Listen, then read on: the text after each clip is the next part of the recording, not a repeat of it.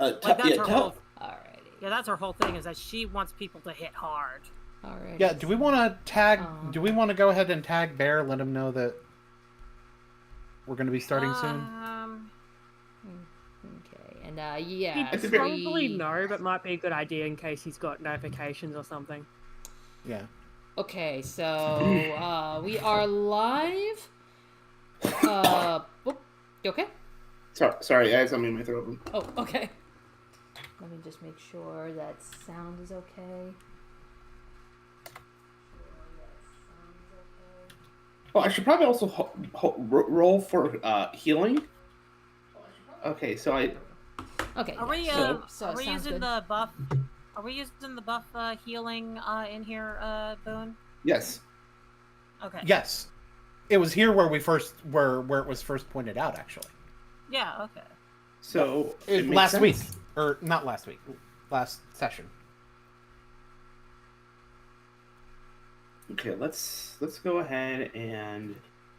But yeah, I've said that if the 2024 is a strict upgrade for you, then go for it. Heck yeah. D8. Which one is my D8?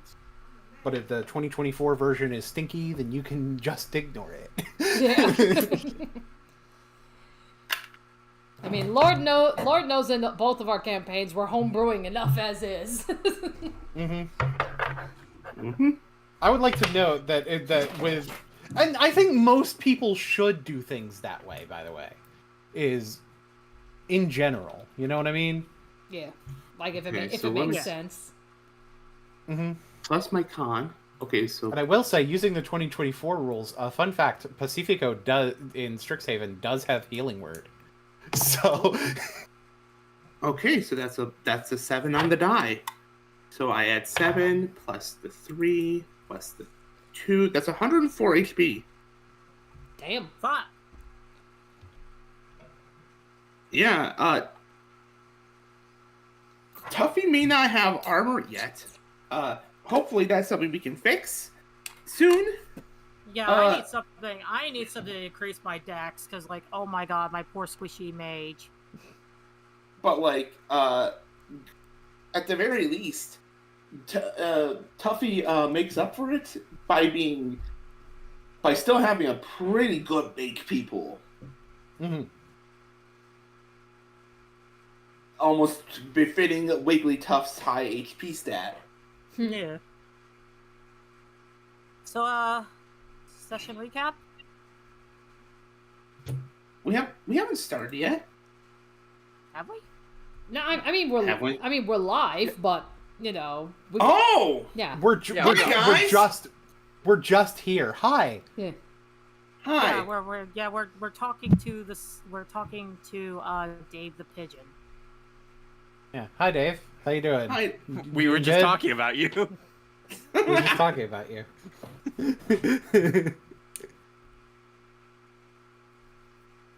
Man, I miss Dave. Hello, I'm Dave. I can still hear his voice. Quit telling people I'm dead. I just want to note, like, I'm on the stream page for it. It says that the game we're playing is World of Warcraft. Wait, what? Oh, yeah, that sounds right. Okay. Yeah. Hey guys, welcome to Azeroth Trail of Dragons. Yeah. That's like it's what? Oh fuck! Oh no! Oh no! I'm a paladin again! No! Yeah, it's like at the risk of offending people, World of Warcraft is still a thing. It still exists. I promise you, it does still exist. Your Honor. Hi, I used to play World of Warcraft. I played Wrath of the Lich King. Good score, by the way. Your Honor, World of Warcraft. Death? I played some World of Warcraft during the Wrath of the Lich King times. Hey, otherwise known as when the game was good. I was actually one of the first few people that did the Sin Dragosa raid in record time. Oh, very nice. I mean, and the thing is, you know, Nicol Bolas, Dreadwing. What's really the difference?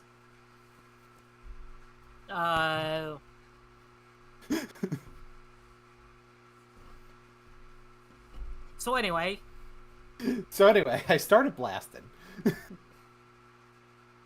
I played Warlock. That's why I said that.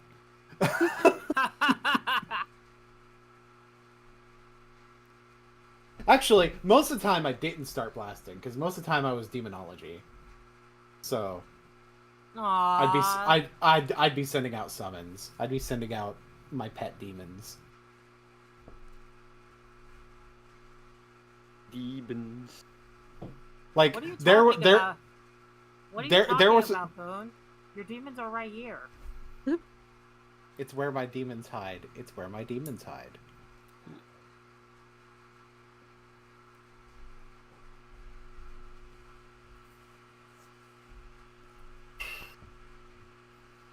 Yeah, there was a point in time where like my autistic obsession was MMORPGs.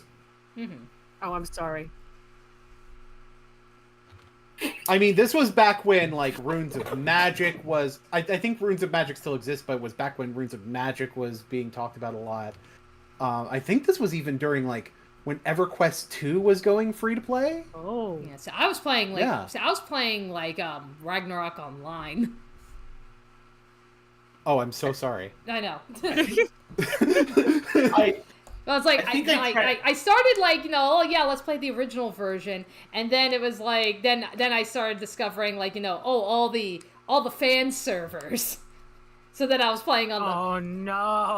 Oh no. yeah. So then I was playing on the fan servers. I'm so curious about what this means. I don't know what you're talking about. I'm so curious. Don't, Dana. For the love of God, don't. Well, it's like the fan. Please don't. Well, it was like the That- fan servers that I was playing on. It was mostly like because like when you played like the original Ragnarok Online, like it was like some of like the quests and some of the ways to like level up on like your classes and such was like stupidly complicated or stupidly difficult. So there were servers that was just like, okay, you hit the level, talk to this NPC, shift. Okay, you've updated now. Have fun. But at the time, this was before, I think, like, you had your base class, you had, like, maybe, like, 2 upgrades, and that was about as far as I've gotten. I'm aware that they kept adding more. I think they made, like, a Ragnarok Online 2, but then that died or some shit. Like, they kind of drove it into the ground at that point, so I was like, moving on. Do any of you know much about DC Universe Online? Because I used to play that too. I've heard of it. I think I tried DC Universe. I think it was like, maybe it was DC Universe. Might have been something else. But I remember there was like a superhero game I was playing. I think I got it like a free download on like PlayStation 3 or something. So I was playing the console version. Because there was like a period of time where there were 3 different major superhero MMOs. You had City of Heroes. I remember City of Heroes. You had Champions Online, and you had DC Universe Online, right? I think so. Yeah, City of Heroes. I remembered. Didn't play Champions, and like I think DC. I think was the one I was playing on like PlayStation 3 or something. But again, it was a console version. I remember that. Then it probably was DC Universe Online because that was like a big thing because DC Universe Online was like one of the big things about it. Because I believe at one point it was actually owned by Sony, so it was both on PC and PlayStation. Okay, that would explain it. That was one of the big selling points to it for a lot of people. Yeah. I remember when I was like, there have been times where I on and off like want to try playing it, and most of the time it involves me deleting the old characters. Like, let's try this again from the beginning. And most of the time when I make a character, I end up looking towards Fire Tank as the build that I want to go to. I mean, that sounds cool to me. Yeah.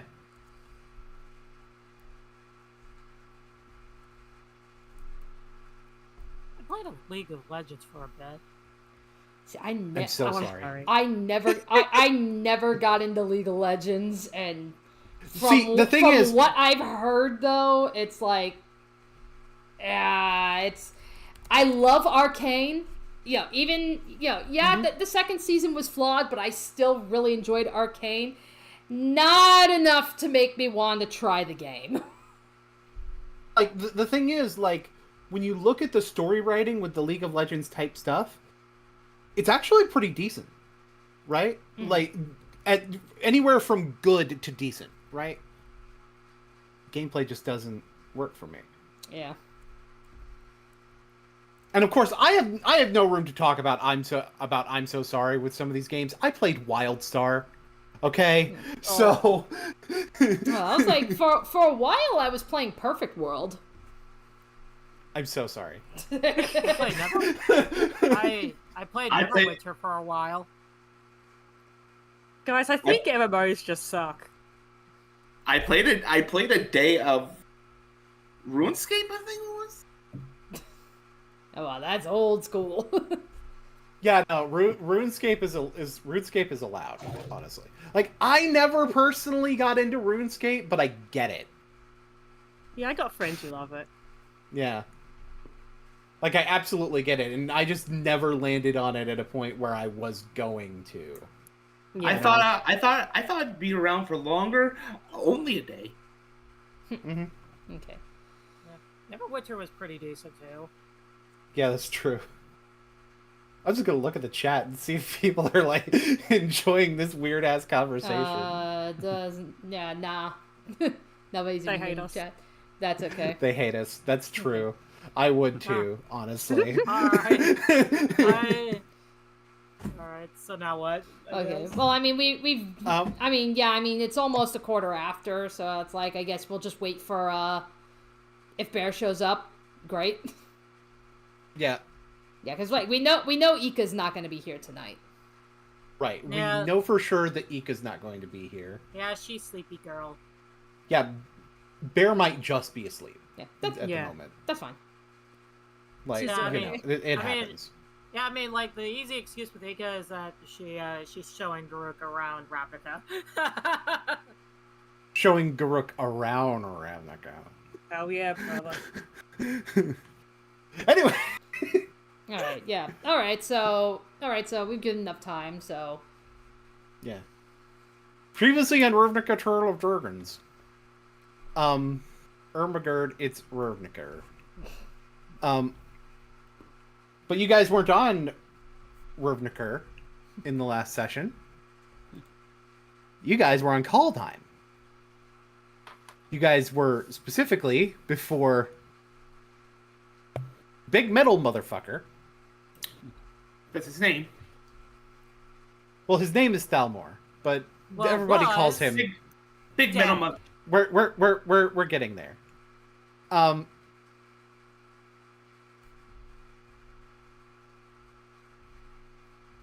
And I don't remember if it was last session or the session before, so I'm gonna go ahead and mention it now. Right before the beginning of the Thalmor fight, I am going to bring the music bot in once we're at the point where we're starting the actual scene.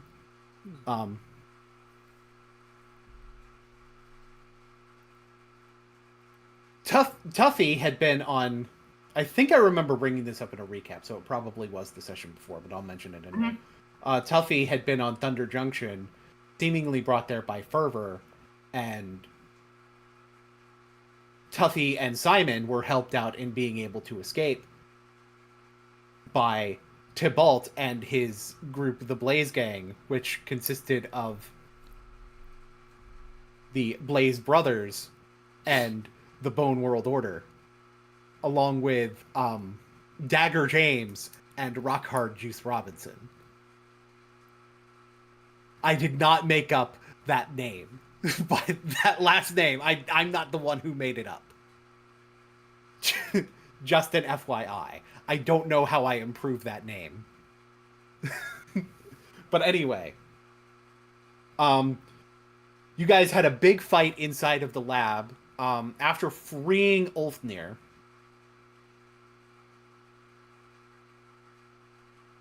Thalmor had a backup plan when he lost. started losing. That backup plan was to blow the shit out of the lab. You guys escaped the exploding lab. And upon seeing his more humanoid form, when he was sort of a bit in desperation mode, Eliza also entered somewhat of a desperation mode. Angie. Where her anger just boiled over.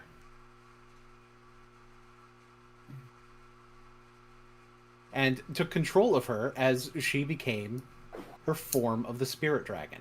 Almost all of you got like your level 9 upgrades like slightly early in the duration of the fight, except for Gamataki, but that's because Gamataki's has certain reasons that we will get into. Maybe not even necessarily this session, I don't think. But we will probably go there at some point. But anyway, that fight ends, right?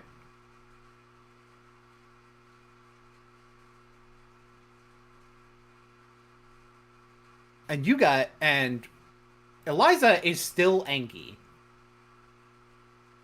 You guys start trying to do what you can to calm her down. She's about to do this big fireball. Adrenas counters it, and Amut, thinking incredibly fast, does the thing that he does best and grabs her and planeswalks the fuck out of there. It truly is what he does best.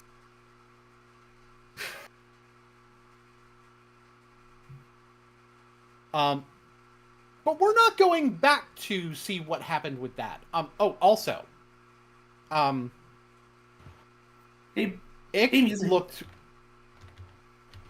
started looking for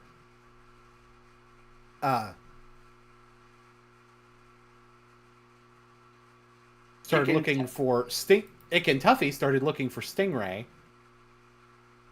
Didn't find him. I would presume that at some point, Tuffy, you would have But they did find a Planeswalker Spark signal, so they kind of were able to figure out what happened.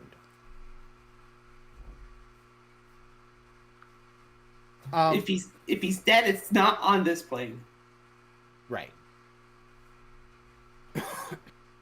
So I would imagine that knowing that, you guys eventually do go back to Ravnica. Right? Eventually, yeah. Yeah. And I said that we ended with the beginning of a flashback, and that's where we are. Where this is during the Copy-tish investigation. Mm-hmm. Featuring a potentially familiar face. Yeah, and with this, Lionel has introduced the rookie Tuffy to his rookie partner for this interrogation, Pacifico Whitewater of East River. The main reason he put both of you rookies together is because you already have somewhat of a good reputation from your training, and Pacifico may be a rookie, but he comes highly recommended, especially as a prince from a foreign plane. Mm-hmm. He's from a foreign plane. I'm from a foreign plane. It works out. I mean, okay. Granted, by this time. So the interesting thing about this scene that you're about to play out is that with it being a flashback, there's going to be times where I'm giving you information that is that could be relevant to you as past Tuffy or as present Tuffy. So what's interesting is, sometimes I'll ask you for a check and I'll specify. It doesn't mean that you're going to change the way that you do the check, but it is informing you where that check is relevant. I would like past Tuffy to roll a history check. Okay, first roll of the night. What is my history? That's a 14.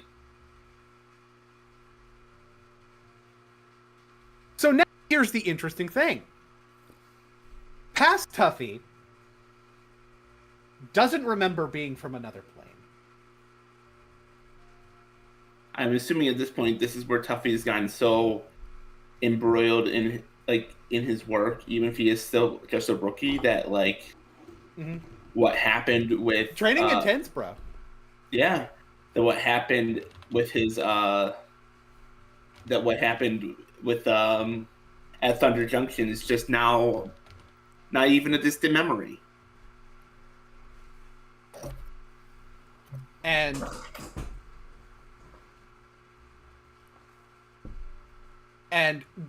I'm going to, and you can tell me if you feel like this is inaccurate. I feel like part of the reason for that maybe that you were embroiling yourself into all of this because of how traumatic everything that was going on was. I think that could be part of it. I also think that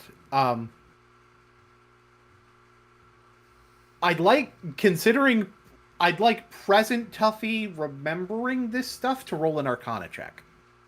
All right. That is the same number, 14. It seems weird to you that what now that you're remembering that you were from Thunder Junction. What seems weird to you is that you didn't have, or not even from Bloomborough. What seems weird to you is that you didn't have any memory of anything before you got to Ravnica during this time. So, considering that, you think there's a distinct possibility that there was some kind of magic preventing you from remembering. So I am digging into my memories to try and figure out what it might be. Mm-hmm. And also, and again, this interaction is something that you didn't remember before now. So it's sort of weird. I'd imagine that you're probably noticing at this point that there's some weird gaps with your memory sometimes. Yeah. Mm-hmm. Okay.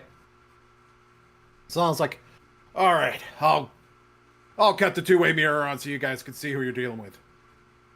Okay. Purple Wizard! I actually don't know who this is. Probably intentional. That's pretty intentional. Yeah, I'd like present day Tuffy to roll a history check. Okay.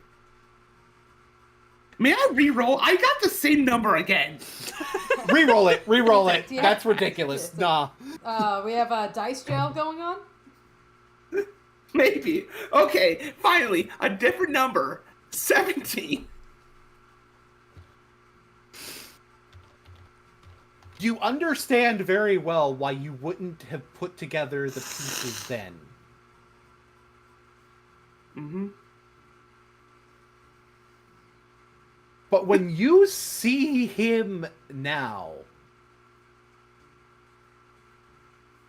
he looks at the he doesn't look like that giant motherfucker. But he sure as hell looks like he could know something about him. Like, he looks very familiar. Mm-hmm. Like, it's clearly, like, it doesn't seem like it's the same guy, but I don't know. There could be some weird shit with that. Basically.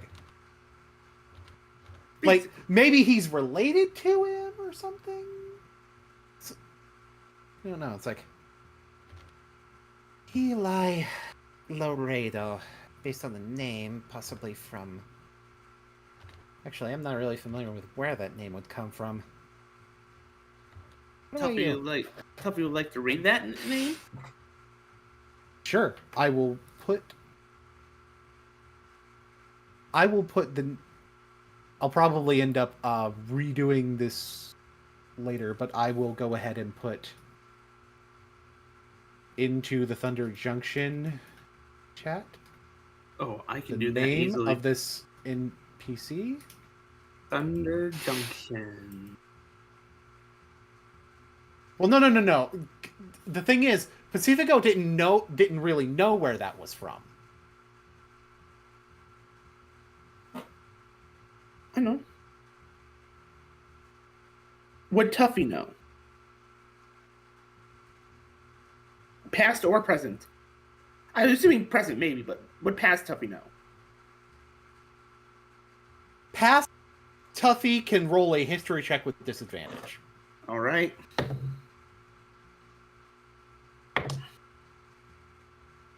Okay. So that's in that one. Oof. So hey, guess what? Guess who doesn't know?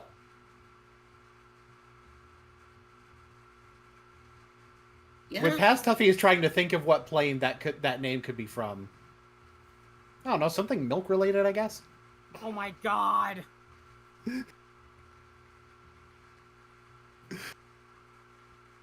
Yeah. No.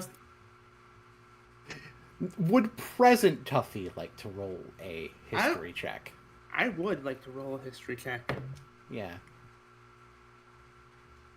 That is a 15.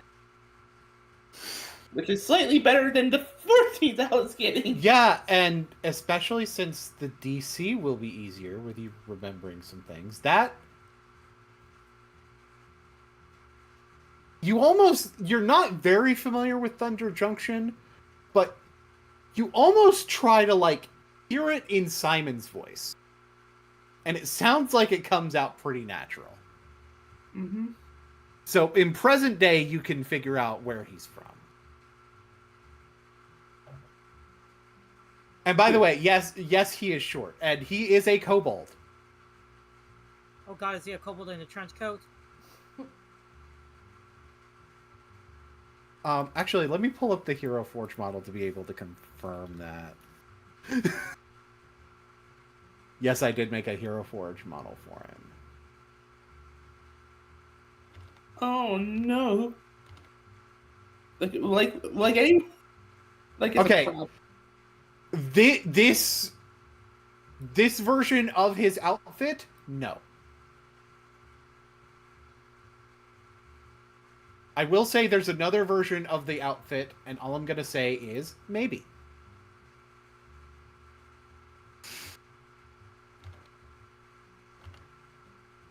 Maybe my favorite word. So Pacifico looks over. It's like,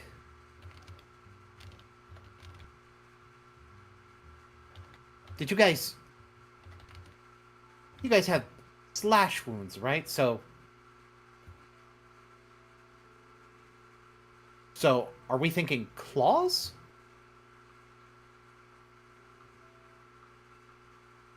Claws.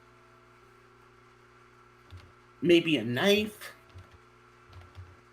Maybe a couple knives. They're rather broad. Could be a sword. But you didn't find him with any weapons. No. I think that's kind of our first angle of attack.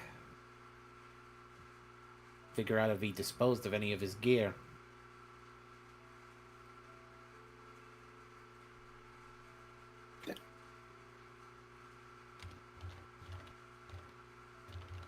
All right.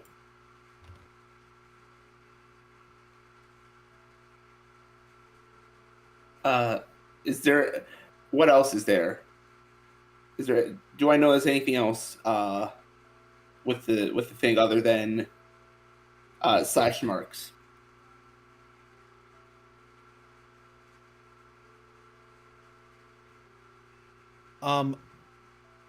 Not in particular, no. All right. Although I think present day Tuffy, especially now that you know it's Cyril, you're kind of looking back at that and kicking yourself because you noticed something that they missed. You know some things that they missed that indicated it was surreal. For instance, with it being slash marks with a puncture wound at the shoulder, that seems to be something that would indicate his hook swords. And like in present day, you know this is not the guy. And it seems so obvious it's not now. Those slash marks are like way too long for what weapon that this guy would be using. Definitely not claws. But you also understand why you would think, but you also understand why it was gotten wrong. How does present day Tuffy feel about like looking back at the evidence as it was and feeling and I'd imagine feeling in present day it should have been obvious.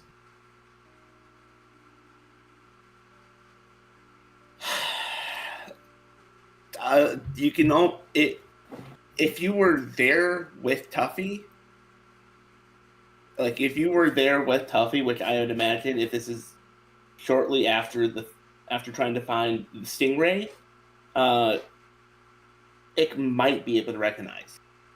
It may be able to notice, but you can almost hear like if you were there with him, you could hear just this loud, audible sigh. I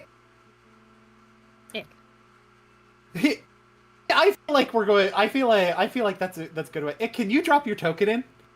Oh, because we're gonna do like open roll 20. Sorry. Yeah, we're gonna do a fun thing because like I've seen this done in a few movies with flashbacks, and that's kind of part of where I was going with this. So I'm gonna add another Tuffy token. No. Like I would imagine like so what I'm imagining here is that in the flashback there's an exasperated sigh over just not feeling like you have enough information. But in present day, it's like an exasperated sigh over realizing that the information you had maybe should have been enough. But it's the exact same sound. The exact same, like, almost movements. I am kind of stealing this from Old Boy. Ick, can you be on the other side of Tuffy from Pacifico, please? This side? Yes. Yeah, so the thing is, like, you're not in this room, but you're in where this space would be, like, in present day. Yeah, I see the vision. I don't know how to describe it any better, but I see it. Oh, yeah. So now you guys interact with that motion. Okay, so do you remember one of the times I was interrogating somebody? I don't know why I just remembered this. It feels like, you know how I only just remembered my origins, I guess? How I just remembered how I got to Ravnica? Well, I'm remembering one of the first interrogations I did. Now, why that one was also out of memory escapes me as well.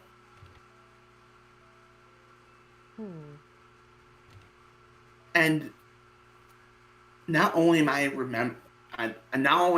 remembering the events as if it were happening for the first time,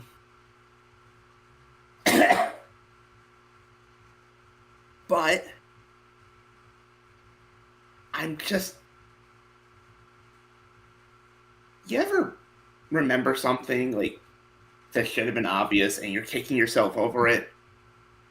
Yes. Very many. That's unfortunate, but that's also what I'm feeling. I'm remembering so many things about this case that easily could have gone better if I just pieced the clues together sooner. But why now? Tuffy gives a shrug, and as if like it's the same shrug that past Tuffy did, which transitions back to past Tuffy and Pacifico. This is beautiful. By the way, I'll tell you one of the movies that I stole this from, the original Korean version of Old Boy.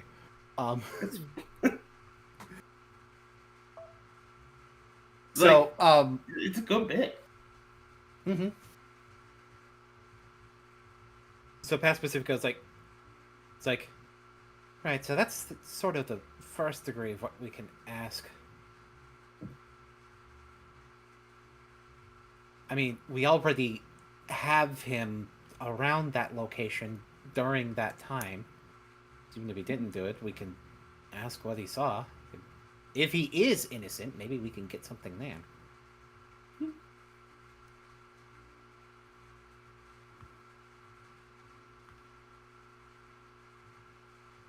Okay. Pacifico slaps his own cheeks. You kind of get the impression that he's more nervous about doing this than you are. I think I do, but it'll be all right. You just gotta ask the right questions. Yeah, I hope so. I've heard there's kind of this good cop, bad cop thing that people do. He looks to Langston. No. Is that a thing? Sometimes. Listen, this is going to sound strange. I'm not sure I feel too comfortable playing the bad cop if we go there. So, would you be willing to do it? I guess I could try. I'm not familiar with being the bad cop. I mean,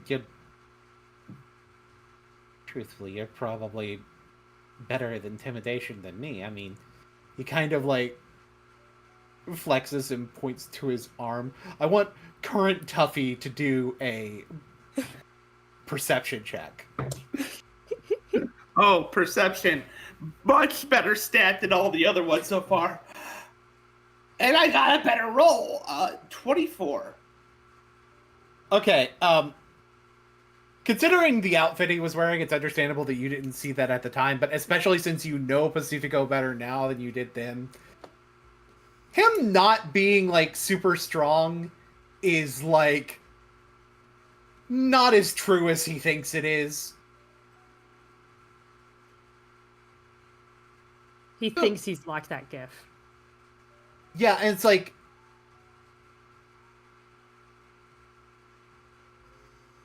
He's always had, and he would continue to have a little bit of a confidence issue about that. Well, it's something to look out for the next time Tuffy meets up with Pacifico, but like, you know, that's the impression that you don't get the impression that he's lying about it. You just get the impression that he's underestimating himself. Yeah. You kind of got that impression a lot. I think even past Tuffy thinks... Yeah, I think past Tuffy would, like, in this initial interaction, probably wouldn't realize it, but as you guys work together a little bit more, probably would wind up realizing it. Mm-hmm.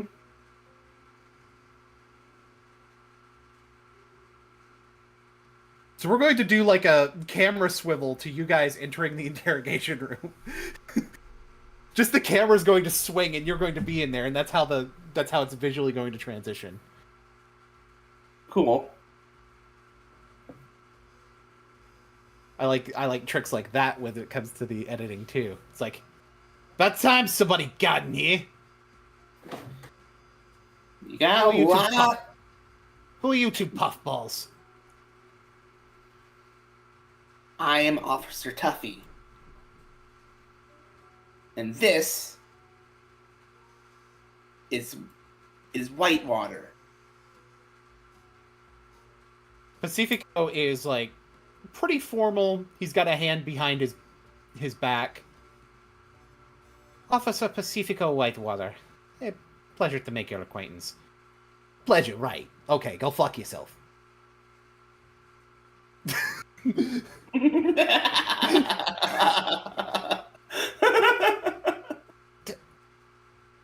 a little bit rude, but... I want to stress, I'm laughing out of character, not in character. Tuffy would not be. No, I did not think that was in character. It's like, that's rather rude. So is bringing me in here. What the fuck do you people want?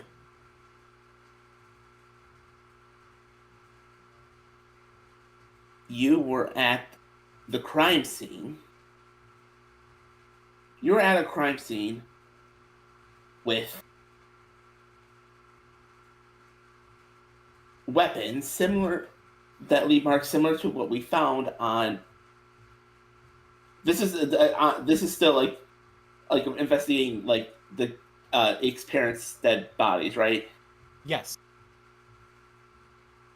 We have two bodies with slash marks that have your name on them. Because I got eyes. Get the fuck out of here. That's racist.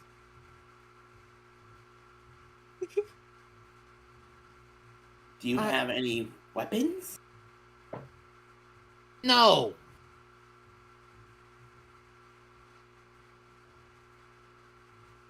Sir, I understand your frustration, but I think you may very well understand why we would, perhaps have reason to have questions. Yeah, everybody always assumes that I do everything around here. You were at the scene of the crime.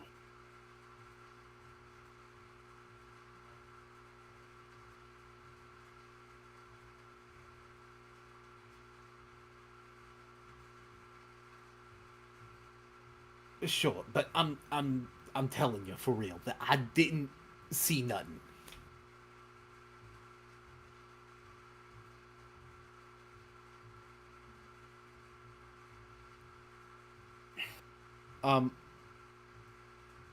I want present day Tuffy to roll an insight check. I'm probably going to tell you what.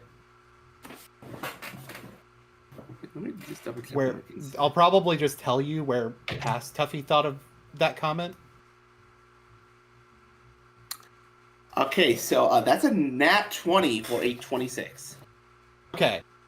So this is another moment where you're kind of internally kicking yourself. Hello. Oh, hey, Bear, we were just talking about you. I know, I could tell. Yeah. So you know the bit already. Okay, great.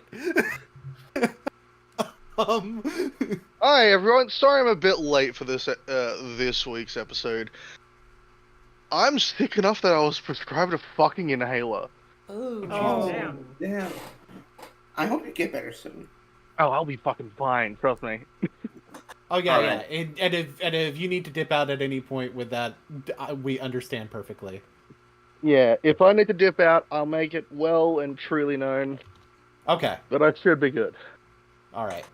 All right. And In just the quickly meantime, take my morning tablets. So we're going to see Tuffy fail at being bad cop. So in the past. this insight check is going to be another instance of you fucking kicking yourself in hindsight. Past Tuffy doesn't believe this guy at all. Like, very much going into the bad cop part.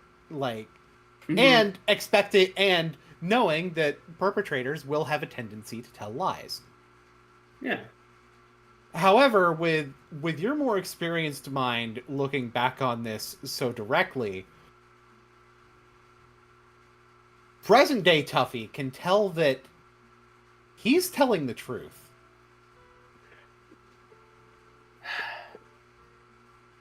So into that bad cop business. This you understand that I'm not like a I'm usually the good cop in the situation, correct? Like Very soft. And usually if I need a bad cop, in quotations, the one who acts tough, it's Bear. Yeah, I'm going to say this right now. Another thing that you're remembering, when eventually Pacifico did wind up leaving for what you know is him leaving for college, in a place called Strixhaven, which you're more familiar with now, for different reasons. But they decided to pair you with Bear because they figured Bear would be a much better partner for you, considering he's much more intimidating, and the two soft boys, there were limitations to putting the two soft boys together. Yeah, Bonnie does not really fit as does not really fit as a bad cop. So yeah, Bear's usually my bad cop partner because he can he plays the part much better than I ever would.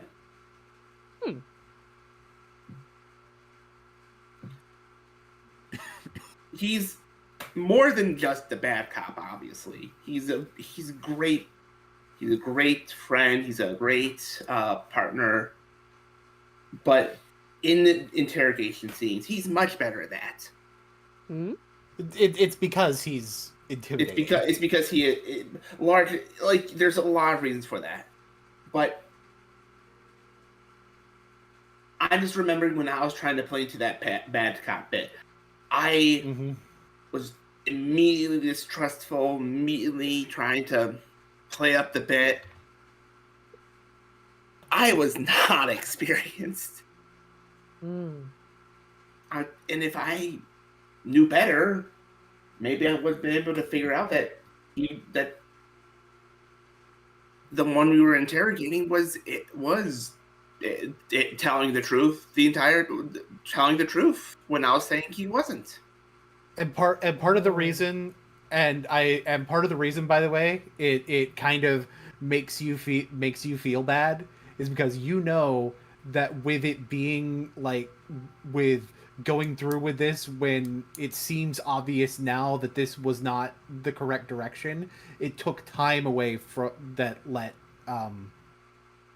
that kind of made catching the person who actually did it, Cyril, that much harder. And especially when you know part of the consequences of that in relation to the cult of Bolas and whatnot, you are also realizing now that you could have prevented a lot more than just getting justice for these two murders in relation to that. Bad cop? Yeah, a bad cop.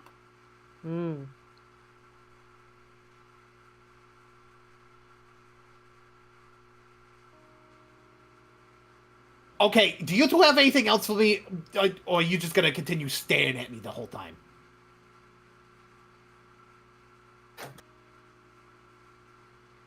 No, did you, let's see, did you happen to see any, weapons discarded by anyone? Or anyone there that seemed to be, acting unusual?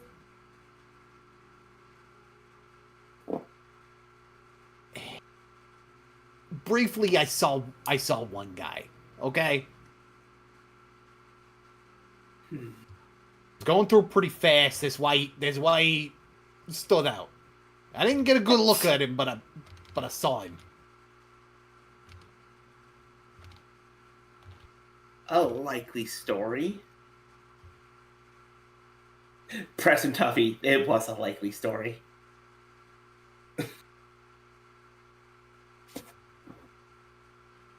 not fucking believe me. Look, I can't fucking tell you shit that I don't know, okay?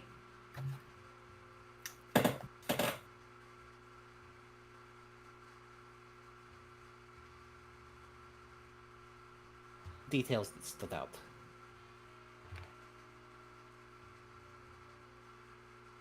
He might have had blue hair. I think.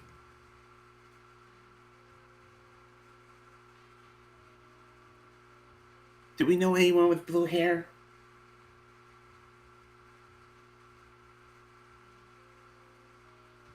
Kind of a long list.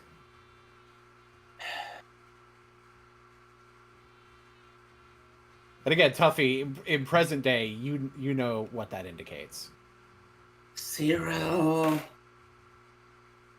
Though, under, if I'm not mistaken, Cyril was also forced to act under... I wouldn't necessarily say forced, I would say gaslit. Gaslit. That is also an appropriate term. Probably more accurate, more appropriate. And again, part of the reason I'd imagine that it mentally affects present day Tuffy is because of the fact that, again, like, if you found it out sooner, there's things that could have been prevented and things that could have been fixed before they became problems. Yeah, Tuffy's... I don't want to say Tuffy would have been able to solve this entire Cult of Bolas case, but could have kickstarted it sooner. Mm-hmm. Maybe prevented some other disasters.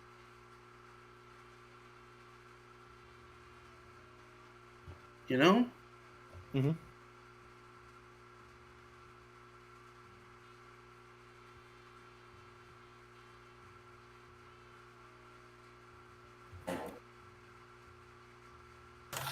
Look, he goes to get up. I don't know the shit that you think I know, okay? And I'm getting tired of fucking being stopped every time anything happens in my general vicinity. Y'all Azorius are just so fucking nosy with that shit. And he kind of stops for a moment. He looks right at you, Tuffy, as he's, like, about to go out. And he quirks an eyebrow. Have we met?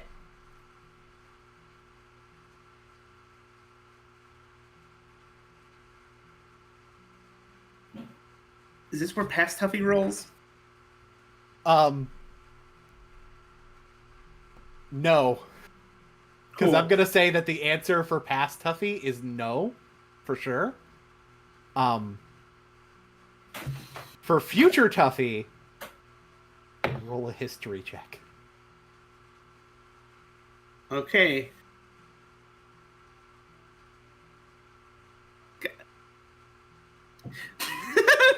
I'm back to this number, 14.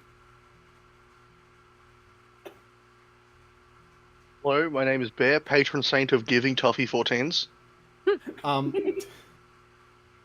Purple lizard that thinks he recognizes you. You didn't remember anything about a purple lizard before, so that would certainly explain why it didn't click. Your present day self is thinking that maybe this guy was related to the purple lizard that killed your parents or something. Oh, no. But when he says something like that,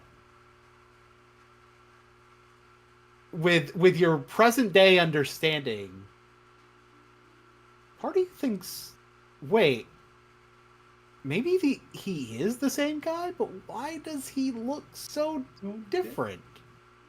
He looks small and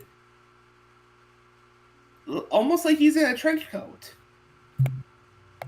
And not big and scary and loud thundering entrance noises. And the funny thing is, and here's something else I envision: both past and present Tuffy are looking in the direction that Eli would be in relation to them with this look of confusion, and both of you are doing that for an extended period of time. Ick in the present day also looks in that direction. I like to imagine. I like to actually imagine that where Eli stops is right in if Ick was actually in the. Yeah, basically, him and Ick are in the same exact place. The difference is Eli is looking at Tuffy, Ick is looking the same direction as Tuffy. Ick's like looking down at feet or something. Or no. Ick is looking in the direction that Tuffy's looking, as though there's something over there. By the way, Eli probably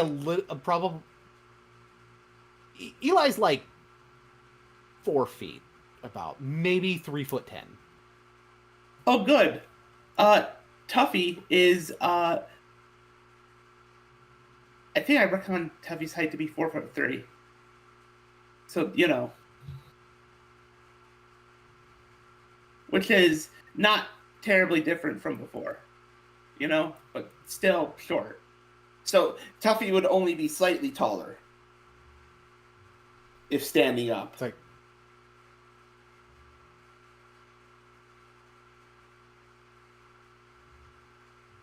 which I you think gonna stay at me? You gonna fucking answer?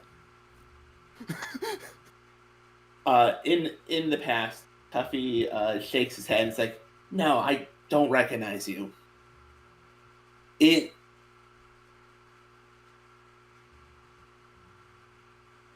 the present,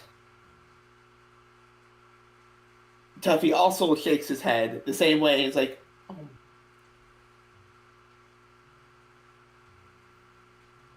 I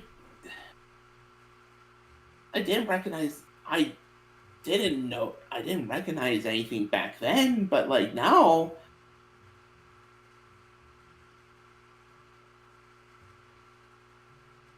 Well, at the very least, he might be familiar. He might be connected to, if he's not just the same dragon from my plane. Huh?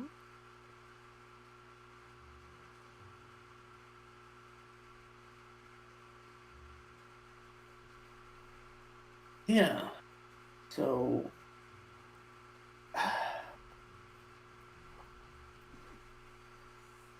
So someone like Dragon from your plane. Yeah. Could that influence you?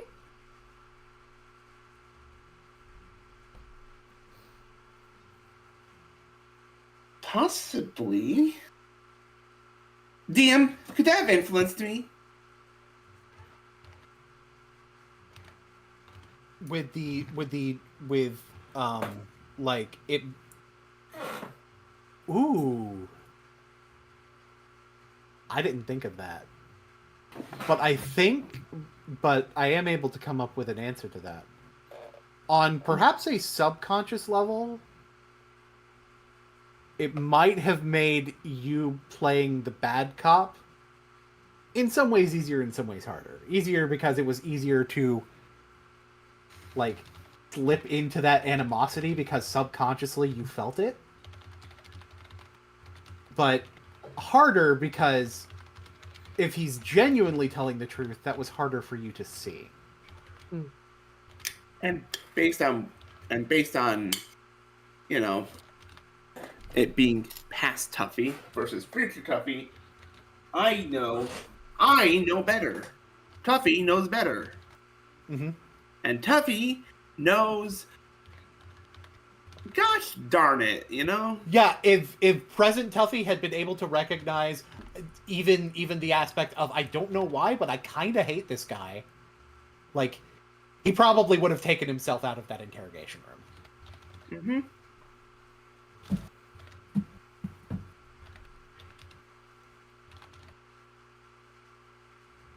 Sorry for wasting your time, Mr. Laredo, but if you do remember anything, let me know.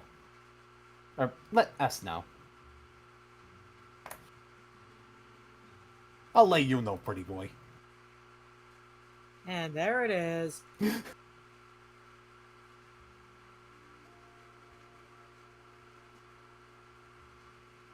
Pretty boy?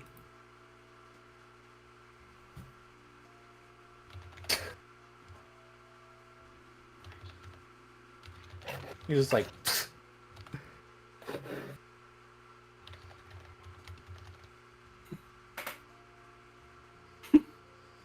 You dress like you dress like you're going down the... He can't even finish his sentence for laughing. It's fine. I'm waiting in anticipation.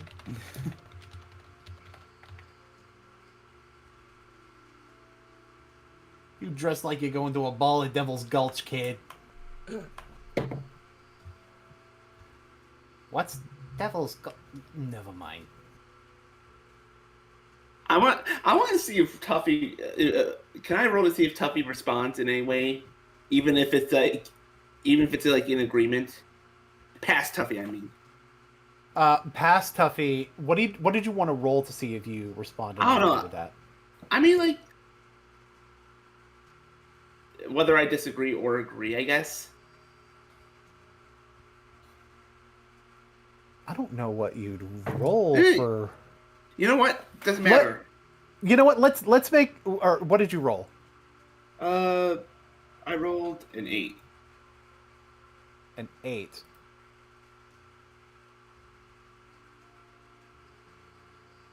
I'm gonna say that you kind of agree with what he says, even though you don't know what Devil's Gulch is either. Of course, present day Tuffy does, but Yeah.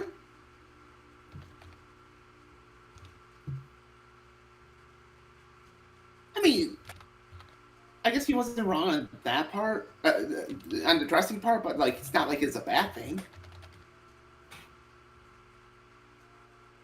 I can't believe they say you two jokers in here. I'm fucking done.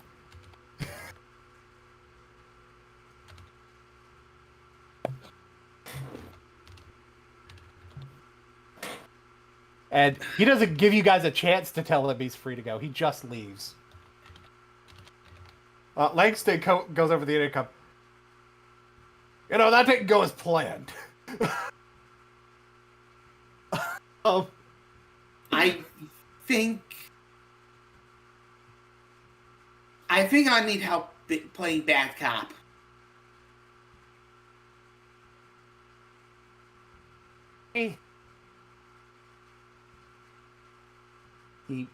Pacifico cringes.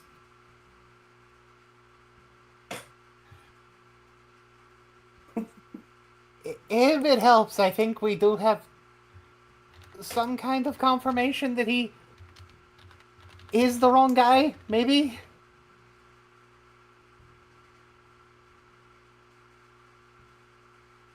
Look, based on his reactions, I'd fucking agree, but you guys let him walk all the way over you.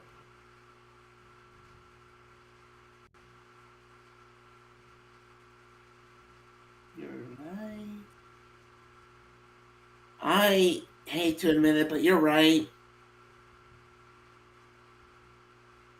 It's your first time. We'll work on it. And you guys would get better as a team, even in interrogations, going further down the line.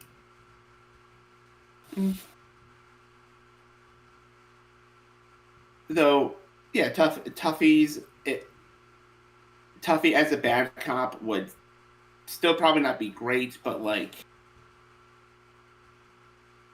Tuffy would be able to hold his own a little better until you got to until eventually Pacifico would go to college and his partner would become Bear, who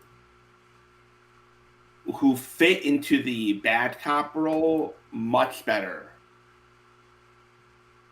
which worked out because Tuffy was a much better good cop. In fact, I would imagine that we kind of get into it. That like as you guys get like further along with the way that you work together, like during the time that you do,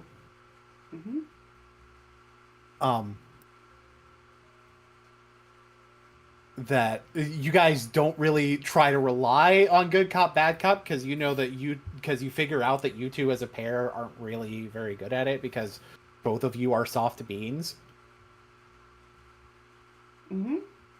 But you get a little bit better at being able to apply pressure to people, but do so more so in your way. What Pacifico ends up relying on is sort of not so much being bad cop, but instead being... It becomes less good cop, bad cop than formal cop, casual cop. And that's the dynamic you two end up using, which has its own limitations, but... You know, you guys find a way to make things work, because that's what you do when you start working together. It's like... And interestingly, Langston was, like, very helpful in getting you guys used to a different dynamic. You can tell that he's done this before. So what we're going to do is we're going to snap fully to reality. Open, there goes gravity. As you're sort of reminiscing on the whole time. We're still going to use the interrogation room map because I think it's... I think that works. Exit down. Yeah. In fact, we're going to say that you guys were able to, like, borrow a conference room as Tuffy's remembering this stuff. And it just so happens to be of a similar size. That's very nice. That's very nice to let us use this room.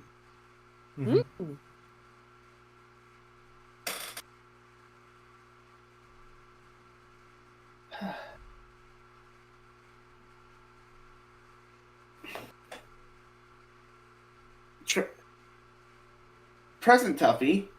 Actually, I can just say Tuffy now. Yeah. Is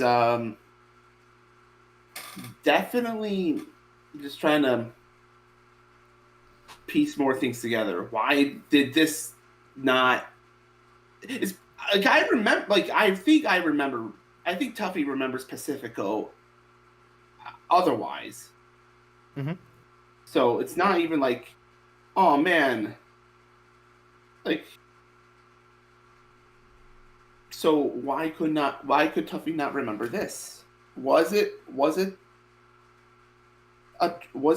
trauma? Was it something else? X sort of slides a mushroom over to Tuffy. Think like a bartender sliding a cup over, but she does it with a mushroom.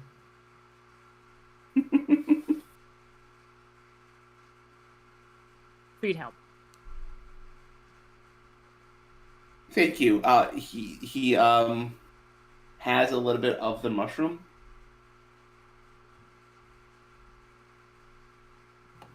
Do I have to roll anything for that? It's not gonna hurt me, right? No, it's just a good mushy. Yeah. Okay. Cool. It's just a good mushy. Yeah. Yay. By the way, Venzer speaks up in your head. Memory manipulation magic. That's really the only explanation for that.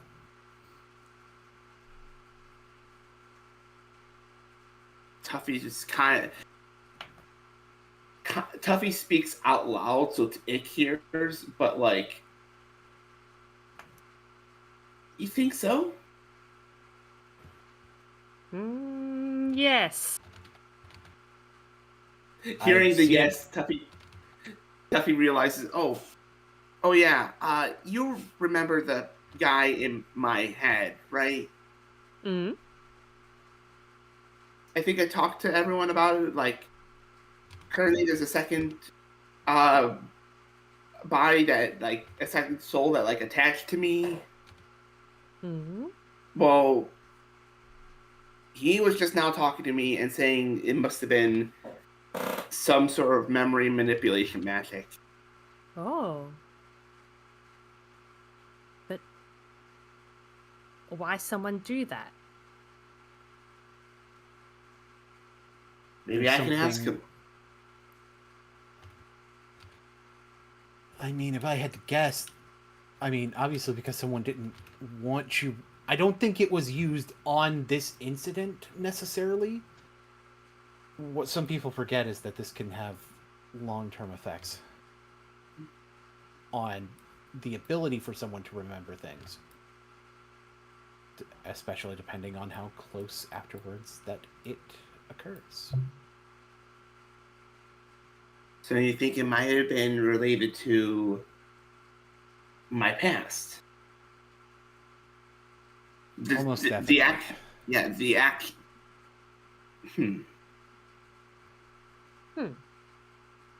Again, all this is said out loud. Tuffy, Ick only hears like the parts that Tuffy is saying, but Tuffy's going to at least relay what Venzer says to Ick.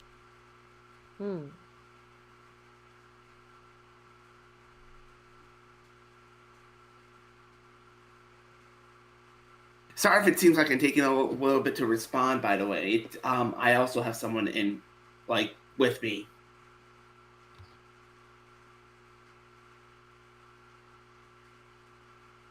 Can you tell him I say hello? Ick says hello. Hi. By the way, my friend Ick says hello. Yeah, I heard. Hi. He heard. He heard. Ah. He says hi back. Yay. I can almost imagine Ick doing a little clap for that. Yeah, okay, yay. If you initially didn't remember my hypothesis is that if you didn't remember the thing about the purple lizard before, things from your childhood are probably the root of what was being interfered with. Any other memory loss is incidental. Most likely that memory loss is in relation to maybe not wanting to give you the trauma.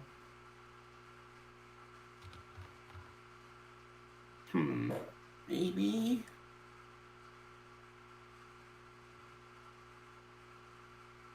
I would say that it's strange that someone other than Jace can do that, but he shrugs. It's clearly not as powerful as what Jace can do, otherwise you wouldn't be remembering it now. Mm-hmm.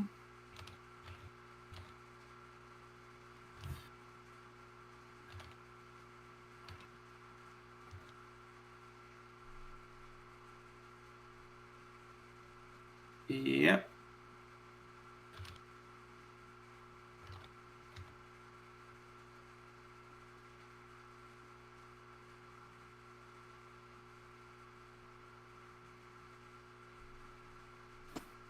So, you're kind of being left to think.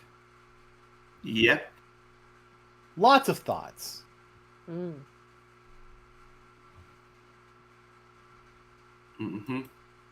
Plenty of them. I'm going to have the window ready to change the music.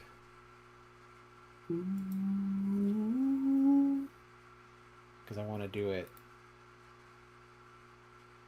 as immediately after I change scenes as possible.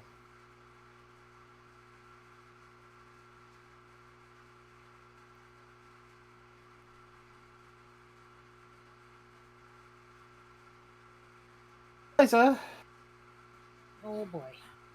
I need you to drop your token.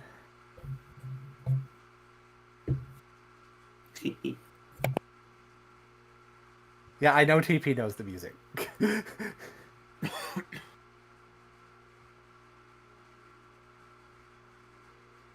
Oh, I know this music too. I like it. Yeah.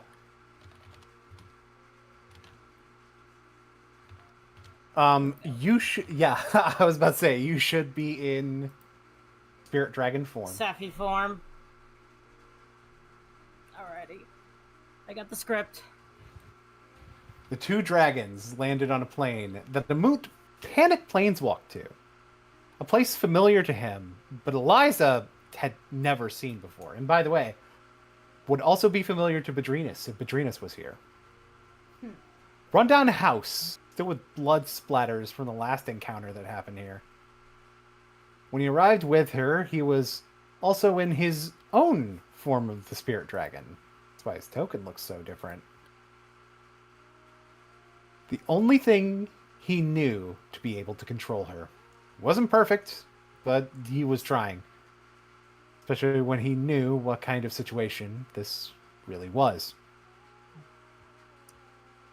The newly awakened draconic Eliza was still out of control, but she was severely wounded and weakened thanks to the efforts of her party. But she was still able to fight. She glared at Amuk with such fury, anger, and a hint of pain and sorrow. She growled, tried to slash at him, still unable to see clearly that Amuk was trying to help her. "Get off of me!" she screams in Draconic. Amuk was keeping hold of her and wouldn't go on the offensive himself, instead just keeping her in place. He spoke back in Draconic, also having a tone that was louder and aggressive. "Not until you calm down! There's no one trying to hurt you now! Look at your surroundings!" A flash in her eyes. Where was he? Where was her guardian? Her protector? Her tail smacked the ground with a loud thud. The ground felt different. It wasn't cold as snow anymore. As her eyes gazed about, as if expecting to see more of those things, nothing. The scene was different. "You filthy eternal! You're the reason he's gone!" Trying her best to fight, but as her head fought with itself, remembering that awful day as it did, her heart knew the truth. It was around this point that Amut actually would feel her rage calming down a bit. "Help me!" There was something shaking him in being called an Eternal. But he did his best to stay vigilant, the adrenaline of his own transformation helping in that regard.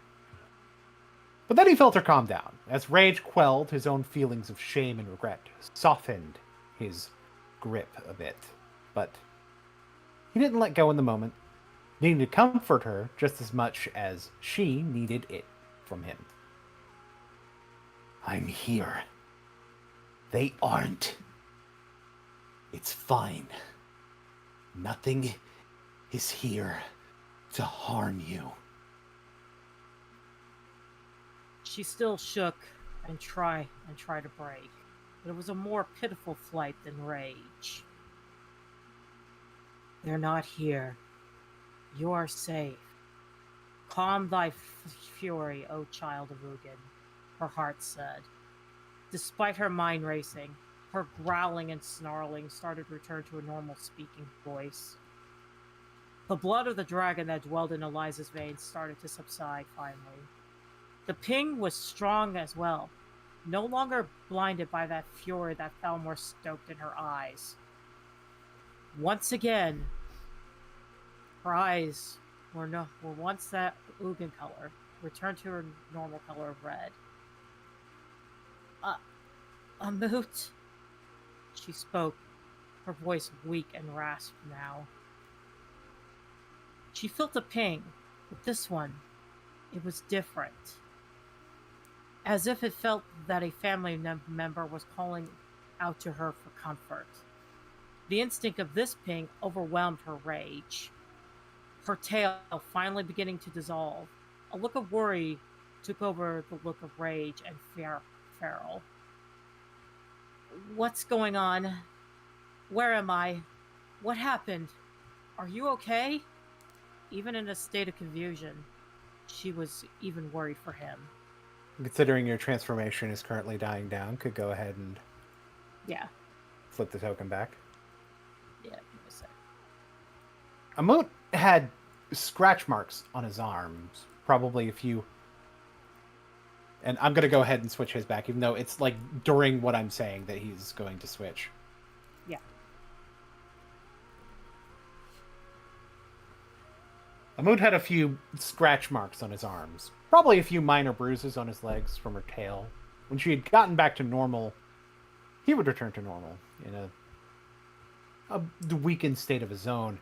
It even looked like, in fact, his weakened state could be greater once the emotions worn into him returning to this place were setting in.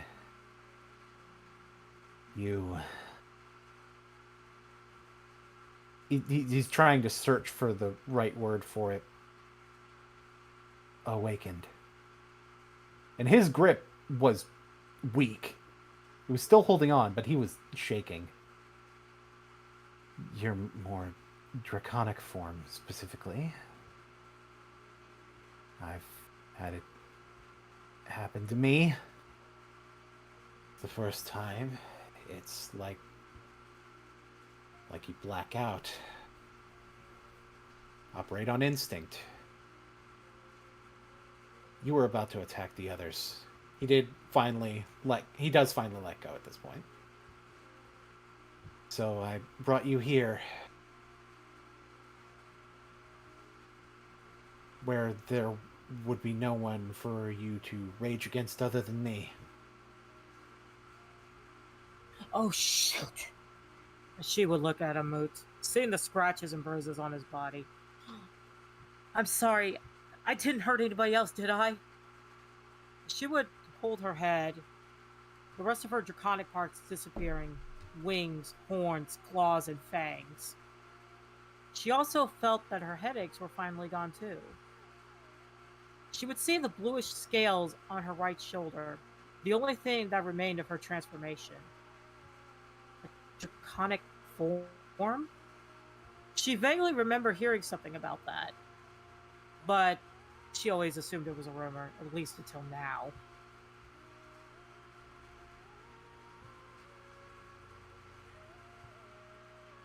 She could see Amut's golden scales and wings retracting and dissipating in a similar haze to hers. He would shake his head. She would probably know at least part of what he was feeling, a level of deep fatigue that she was feeling right now. No headache, but just a lethargy all over the body. No. You almost did. Tried to send a fireball at the group. Badrinus was able to counterspell you as I grabbed you and brought you here, though. He looked around where he was, and towards right next to him a bed. It did not look like a comfortable bed. Little more than an overly thin mattress and a bare-bones sheet. Oh! With bloodstains on it! Sorry for bringing you here. I panicked. She would indeed feel that level of fatigue. It must have taken a lot of energy from both of them to achieve such a power. It's okay. Here. As she would offer to guide him over to his bed. Well, what little bit it was of it. It's better than taking me somewhere more crowded. Despite being tired herself, she needed to help him the most. It was a strong call, doing whatever she could for her kin, in a way, her sibling. Ugh. Thank Ugin forbids his magic. Once again, questioning how she had divination spells despite being Simic. Though it was possible that Bids wasn't Simic at all. Your form, it reminds me of gold. No, it sparkles brighter than gold, like a topaz. Seeing his form dissipate as well. Thank you for helping me. I'm truly grateful for it. As she looked around. This place, where are we exactly? And why is there Blood? I mean, yeah, she could clean it, but her arms were kind of like weights at the moment. And this isn't in the script, but I'm gonna go ahead and point it out. The blood stains are like so in the sheets by this point, most likely, that I don't think like a prestidigitation or anything would really work. Yeah. He'd move over towards the bed. He did freeze up when it came to sitting down.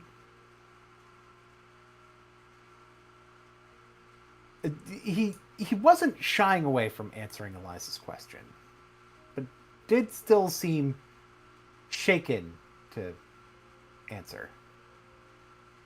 It's the place I was raised. A lot of the damage here was my awakening. Then he looks towards the bloodstain on that sheet. Except that. That is from when I retreated here after Geolis. He instinctively put an arm over his stomach, giving a reflexive wince, trying to recover from the attack. Of course, hearing Geolis's name made her flinch too. She had yet to meet this child of Bolas. But when she did, he was going to make him pay for attacking a moot. So you were raised here. This should have been a safe haven for you, but that little coward attacked you when you were at your most weakest. I'll be sure to repay the favor in return should we meet. They're cowards. A lot of them. Attacking you when you were at your most vulnerable.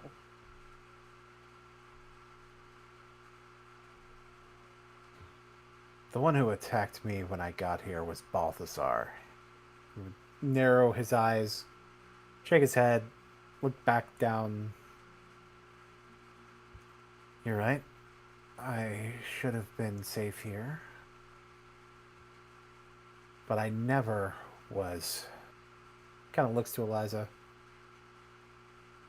Because this is also the place I was lied to all my life.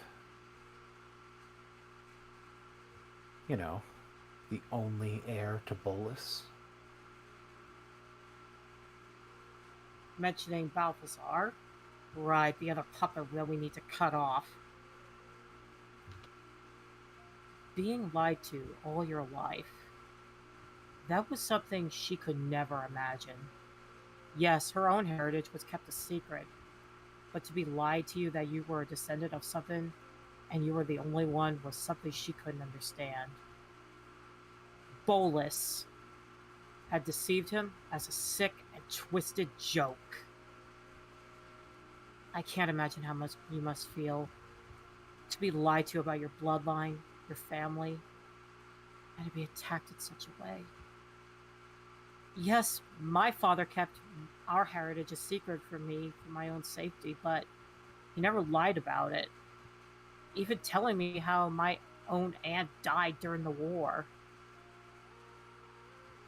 Looking around the shack, even this felt like this was one big lie.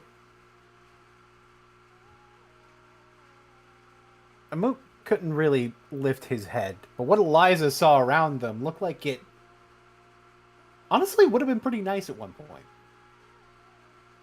The burns across the whole place, making it look like almost an ancient ruin, told to Amut himself being the source of most of the damage to this place. That shabby little bed, probably the newest thing here. Other than his blood. It was clear that this was only somewhere he was willing to come in an emergency. Thus the lack of a desire to repair much of anything. We'll leave soon. They shouldn't have known about this place in the first place. And the less time we spend here, the better. Now, was that something he was saying for their safety or his own sanity? Eliza would just look at him, her eyes a bit teary. As soon as he said that, Eliza would embrace him in a tight hug. We will leave, and I'm going to bring you home. The ache she felt for him.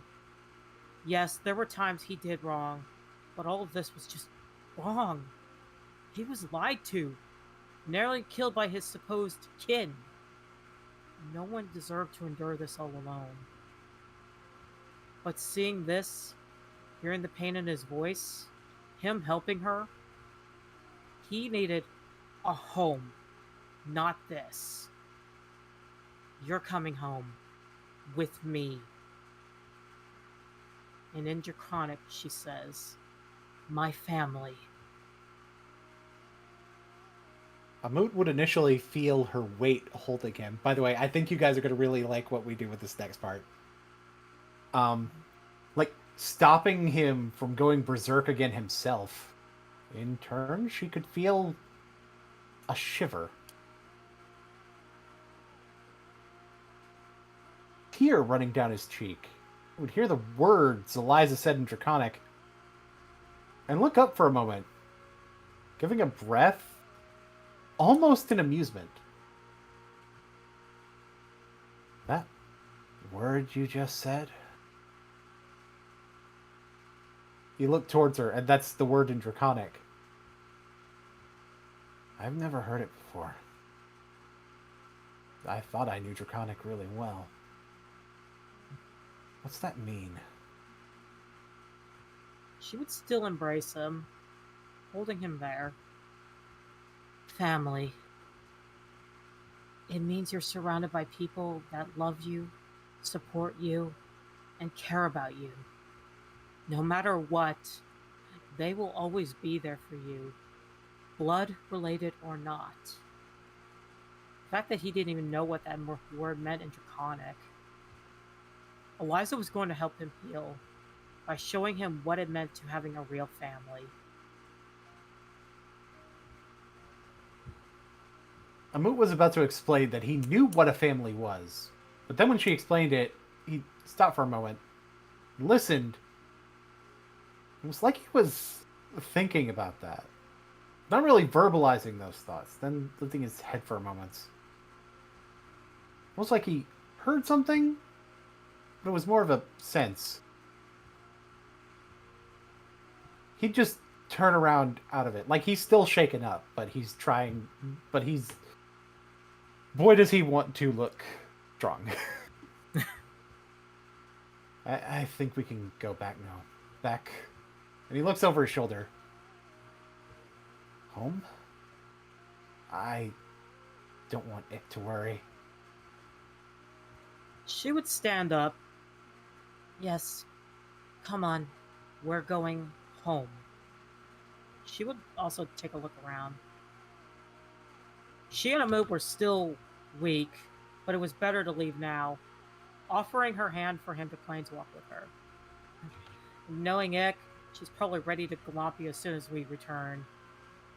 And thus, a new bond between the children of Ugin was forged.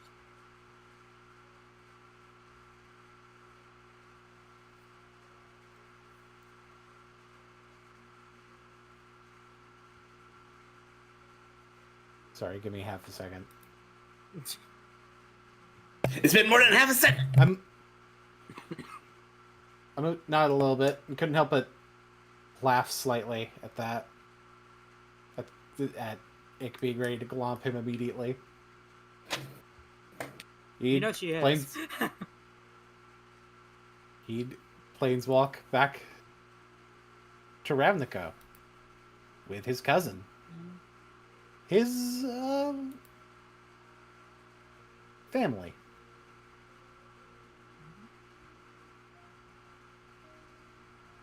What do you mean an error occurred while loading the track? You fucking suck. Time to ruin the moment. And here I thought I was ruining the there. moment. Nope. There we go. Now it'll work.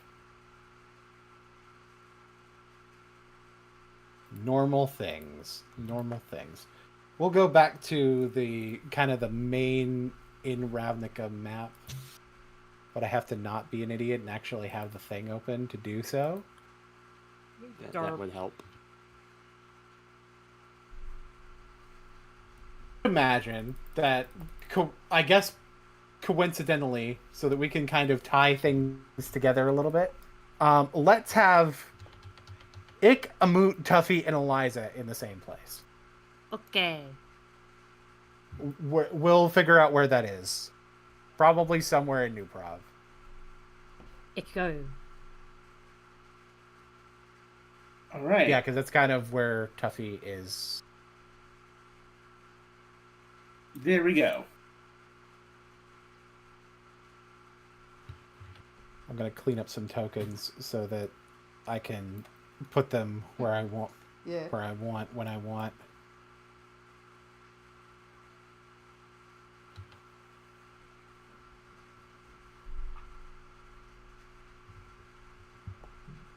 There we go. Eliza and Amut arrive back, and Tuffy and Ick are very aware. Oh, I'm also going to remove Florins. We'll remove those for now. Sorry, Bear. Okay. You'll probably be like here soon. Mm-hmm.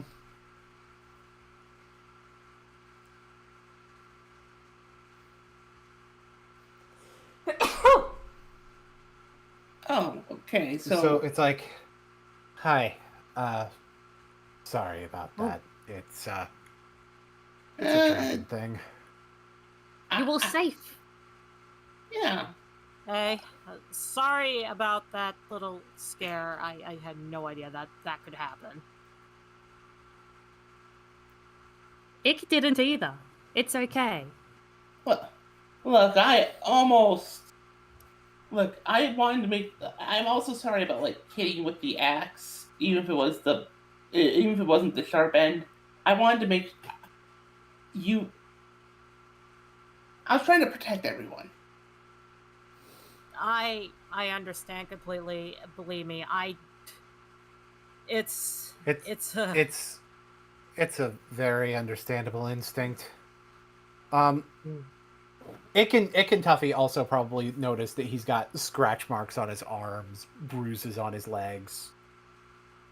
Ick sort of tries to hold his arm with their little noodly arms, and she offers him a mushroom. He can't help but smile at that. And when you end up looking up at his face, wait, has he been crying? This guy? Crying? I don't think Tuffy needs a perception check to know that, to see that. Mm-hmm. That's unusual. And he will eat the mushroom. Happy. Is he? Hamlet okay?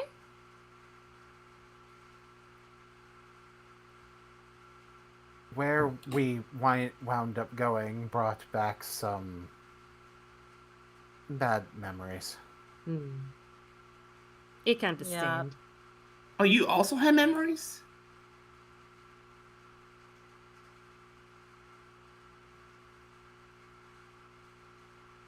Ick thinks most people have. Most people do have memories, yes.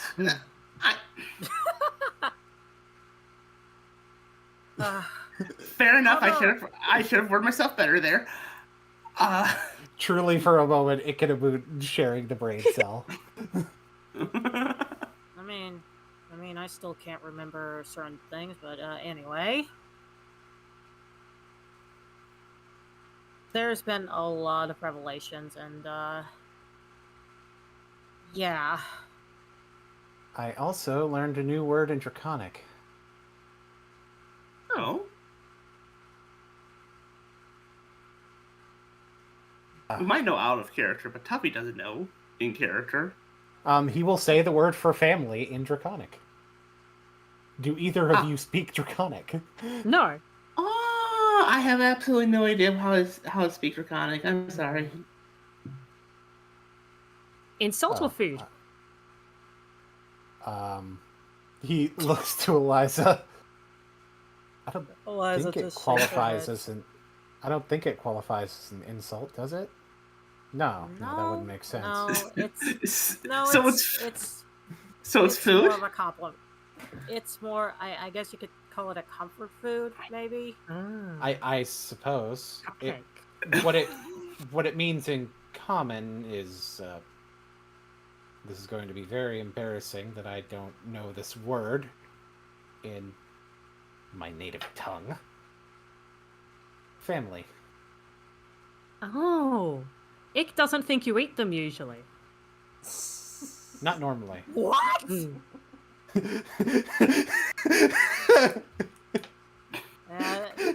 Yes. Speaking. I mean- Speaking of. I mean, it's true. You don't eat them normally, so. Yeah. So, Amote's gonna be staying at my place from now on. Oh. Which reminds me, I'm probably gonna have to introduce Amote to my dad. And Hold on I just would a like. second. And your husband's? Yeah. About that.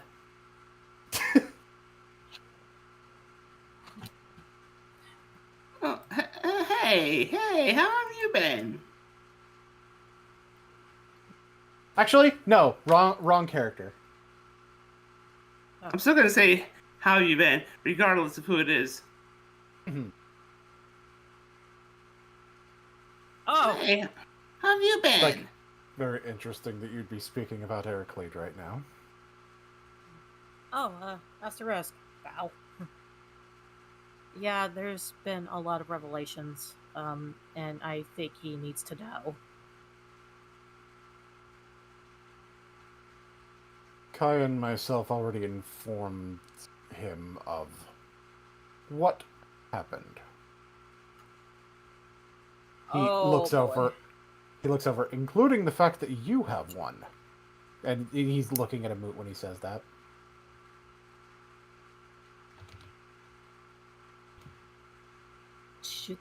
Do I ask what happened with my dad when he went through that?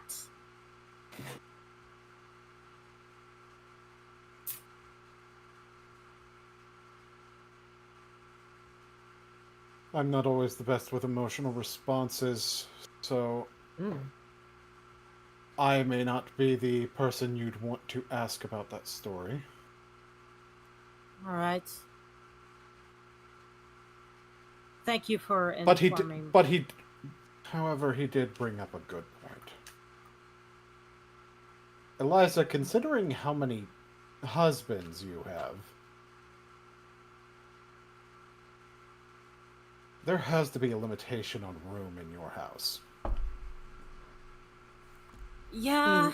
And Mort and Ick can't fit. I mean, So he my came. mom. So he did come to an idea.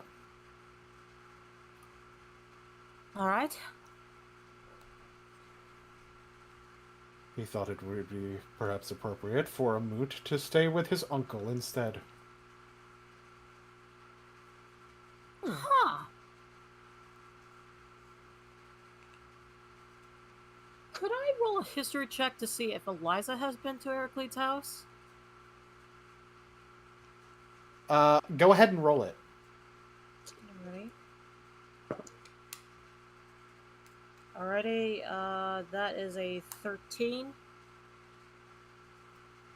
You have not personally been, but you know that even with him giving a lot of money to you, he's wealthy, so he probably has pretty decently big living conditions.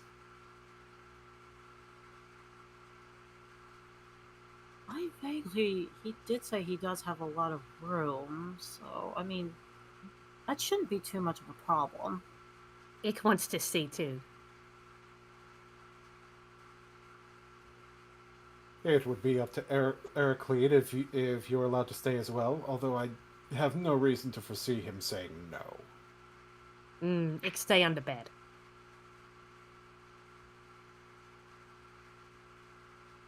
Under whose bed? A bed. Does it matter what bed? And Mort want Ick under his bed? Oh my god. He smiles. Ick knows exactly what she's doing. All right. I suppose she looks at the others. Like, you guys want to go to Orzhov? Very awesome. Certainly, but first, have any of you seen Bear? No. Disappointing. Is this where we get to cut the bear? Does I see that Bear has been training with Joe Hendry. Hello. I feel something big Nobody behind talking me. about Bear in here? Oh, say his name and team shall appear. Eh? Oh, perfect. Oh, perfect. We were just talking about you. Yes. For some reason, Bear could tell.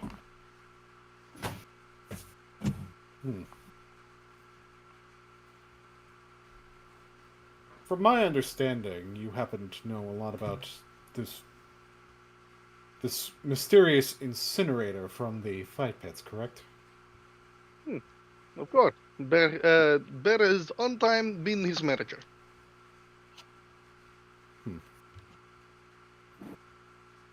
I have a message that needs to be sent to him. He pulls out an envelope with Incinerator's name on it.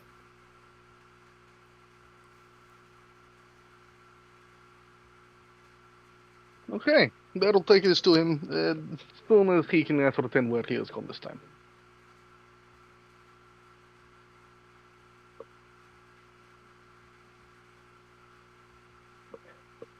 I would like to point out that though we do not fully have the official Arc 2 art for Bear, he is wearing the belt. Mm-hmm. Oh yeah, speaking of which, yeah. I should probably also. Let's show the sketch off to these guys. Yeah, go It's coming along great. Thank you. Oh, I should commission for like Arc 2 Tuffy art as well. That's And look in fine. the art channel; it's coming along really well. I'm loving it. Yo, he's wearing the belt. He's also wearing a shirt, well, kind of. Sort of. Yo, we got that thing on. Just that shirt. Hey, yo. Uh, Toga. Yes, indeed. I'm leaning into a lot of. His initial idea was as a gladiator, but yeah, he is wearing different clothes than usual. It hasn't been that long since you got back to Ravnica, so clearly he had these ready for something. They're in different colors.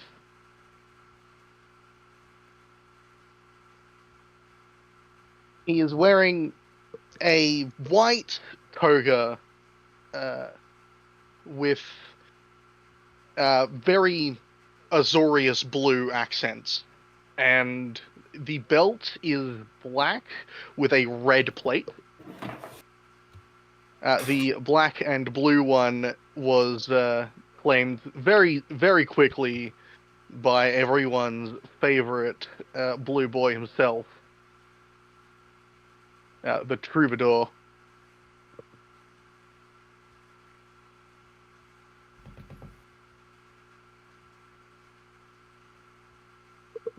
The Nightmare Troubadour, adrenaline in his soul, something Cody Rhodes. Something dark side, something complete. Something drunk Eliza gave him that name. Something. And this is why you're not allowed to name things. Like I said, I was drunk. And this is why you're not allowed to be drunk. You can't stop me. I'm 21 years old. You underestimate what Bear can do. Please. Ick can drink. But should she? Who knows? We haven't seen what he's like when she's drunk. All we know is that drunk Eliza is champion of bad ideas. That's not entirely true. Okay, maybe I did give Kaya the idea of making a swimming pool out of holy water, but I was really drunk.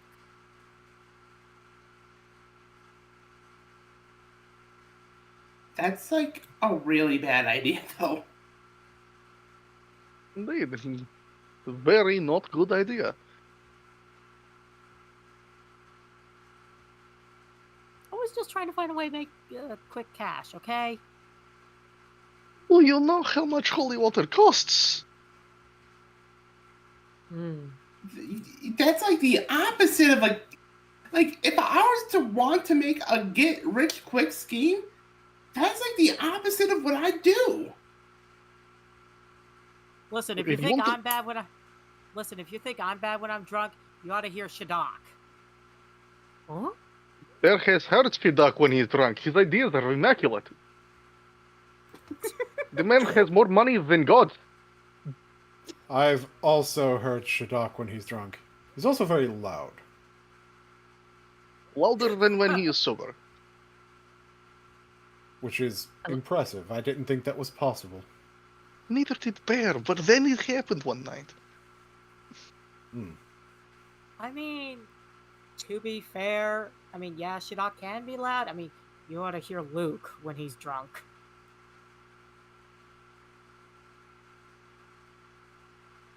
That I haven't heard. That is not what he wants to. If it's louder Sounds than very- Shidak. Not only Wait. louder, but also shrill.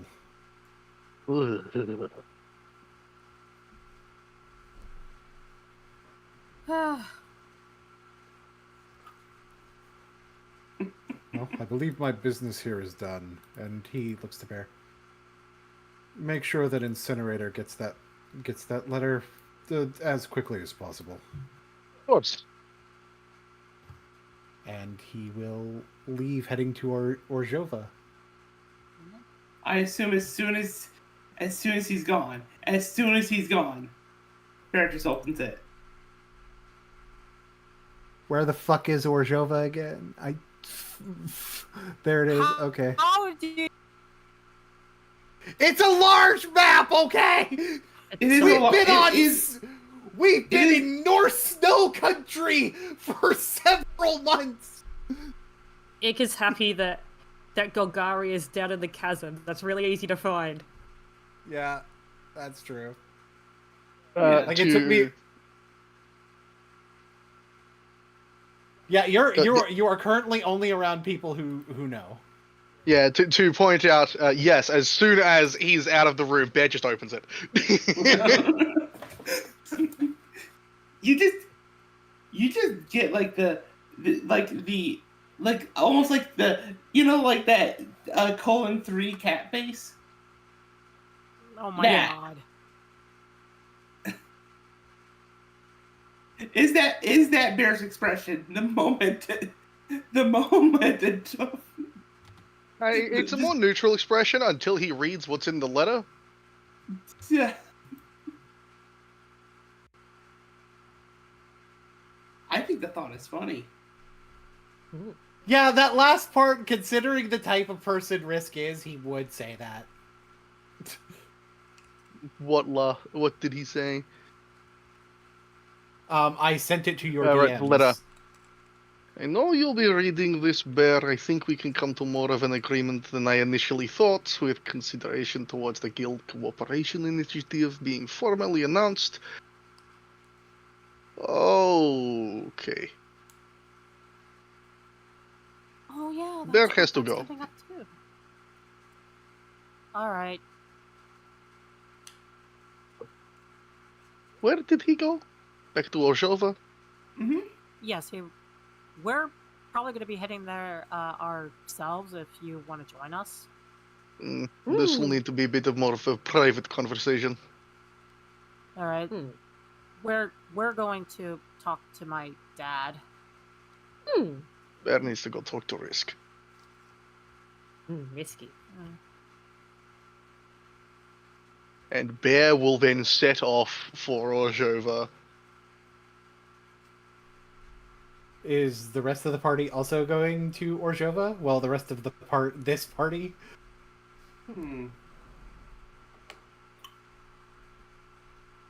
Because Liza's got to find her dead. I think Tuffy at the very least is going to stop at his place first.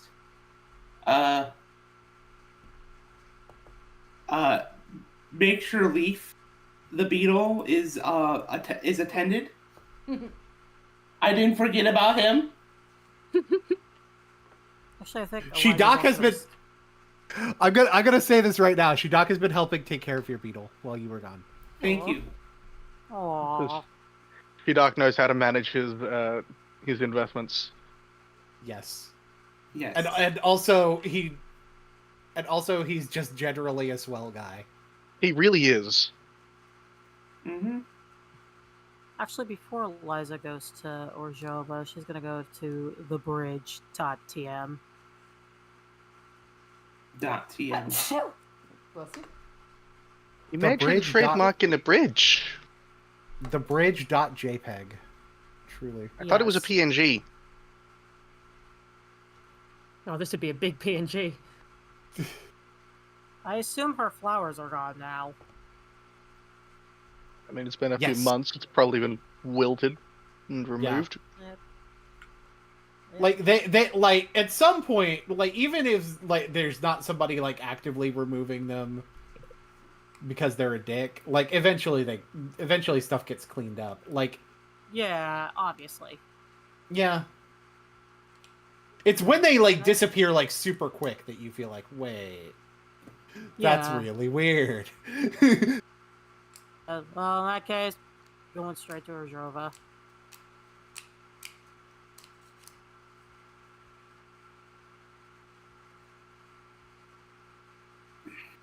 Let me find. Gotta find Dad. I have a few We tokens. go to to find. Orzhov. Let me. We go into the Orzhov. I'm gonna put those tokens in place first, real quick. But the next thing we do is not gonna be what you guys are doing, but I'll explain that. Oh, this is the folder I put that in. By the way, Ick, later I am going to reward you for saving my butt back there. Ooh. I will let you pick one thing out of my plushie pile. Ooh. Hey, Badrinas. Yes. So when you were leaving, you were intending to head towards the Simic, right? Correct. Yes. Okay.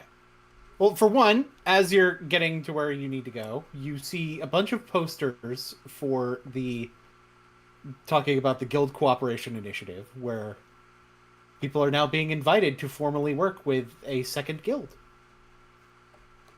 All right. in the interest of having the guilds work together more. And I'd imagine we're just gonna say that you're that they's with you because most likely that's what's happening. Yeah. If you can drop your token over here Yeah. Okay. in this general area, Yep. I'll just drop you right by. it's like. right by Tori. So we're going to do this like when it's nobody else looking. It's like, well, that should be an easy cover. Well, I mean, for both of us, really. Like, yep. Yep. Look. For me, gee, I wonder if the goo guy is going to work with Simic. For you, It's like, well, as long it's like, and technically we count, but I guess we'll have to play our cards right on this one. I mean, we can't let them know. So, I don't know. This might be, I don't know. true. We may need. With you, it's a little bit more complicated. Yes, like we may need to. I don't know. Maybe we need to confer with our boss. See if there's maybe a way to get me into a third guild, if needed.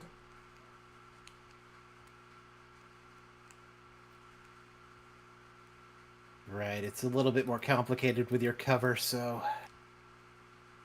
we should shut up, we're almost there. You get to a lab, and Aki is there. Alright. Hi, Bates. I was like, oh, hello, Aki. It's been quite some time. How are things? I'm good. Alright, so listen, I came across some strange potions. I would like us to be able to take a look at them. The potions, eh? Alright. I am actually working on a few research projects myself. How is that going? As well. And how? Not too much of a lead on my stuff. And you know that he's been looking into, like, his whole, like, transformation thing. Yeah. I'm hoping that maybe I find something looking into the history of Kona's. And then he looks over at it's like, say, wait a minute, actually. Okay. Considering, like, you weren't necessarily 100% willing, and even if you were, that willingness was given out of, well, malicious intent. But with this whole guild cooperation initiative, you've already been willing to help a few times with the research. In some ways. You want to just formally join Simic, maybe? I mean, you hang around with Bids enough, you may as well.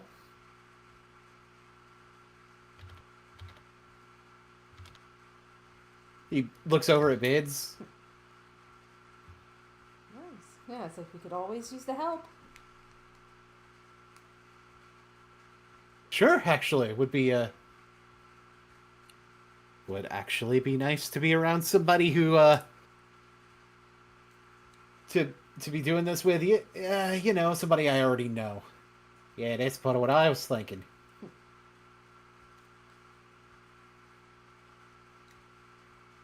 He looks to Patrinus. You can always join Demir too. Like, probably use. I mean, you're real smart. Got a real head for information. They'd probably like that. It's like, yeah, but that's not really my thing. It's like I prefer. You say so. It's like I prefer my skills to actually mean something, lead to something productive.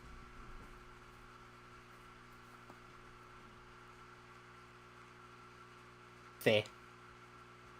He'll take a look, and he will probably be able to identify what the potions do. It's like,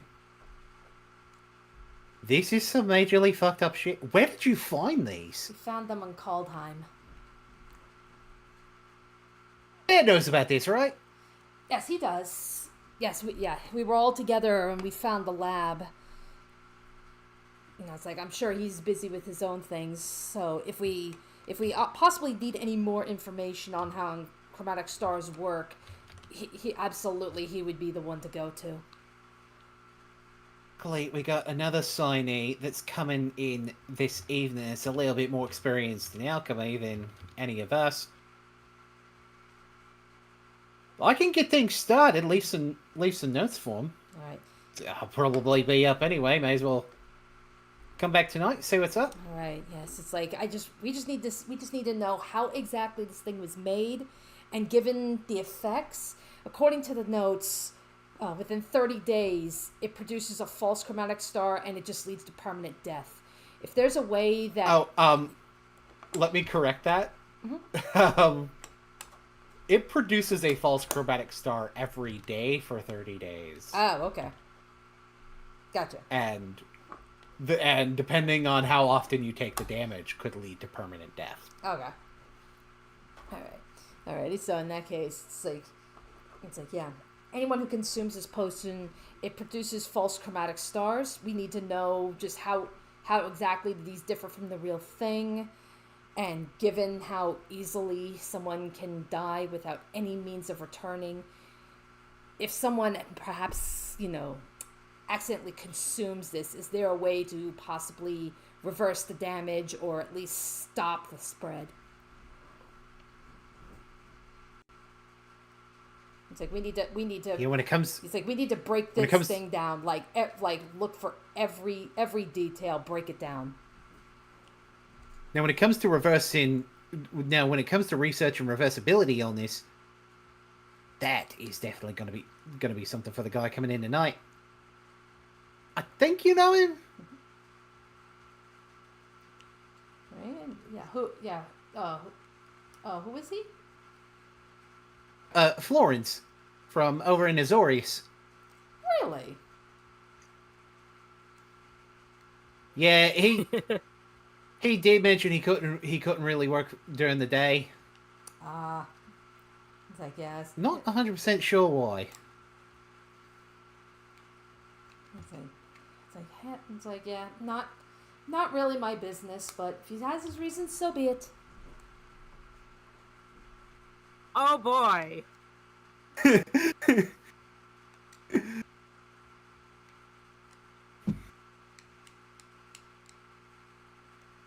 When it comes to researching what they do you guys have any? I assume we took. Because if you already have some, I can research what the capabilities are. I assume, like, not only the potions, did we take the research notes and such too? Yeah. Okay. Yeah, it's like, yeah, then, I procure pretty much all the findings from the lab, and I show it to him.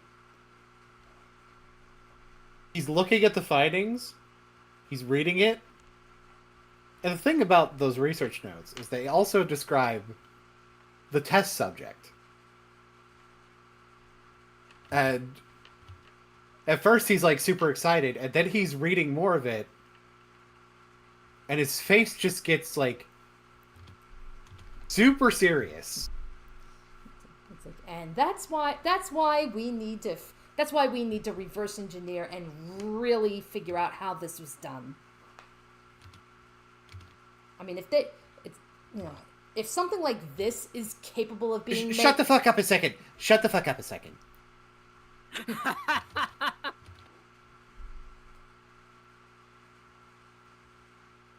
He's tilting his head. It's like, this research subject that you guys are talking that's in here that was there the longest. Did you guys find him? It's like, yeah. It's like, yes, we did. Yes, we did. Not in the best of conditions, but he was found.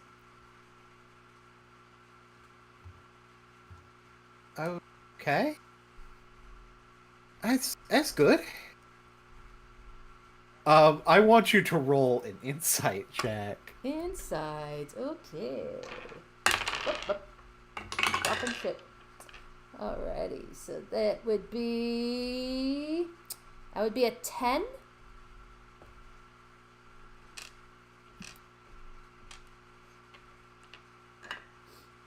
Okay, you're not realizing that you're not picking up on it. The only thing you're picking up is that he's a little bit more bothered by something than it would necessarily make sense to be.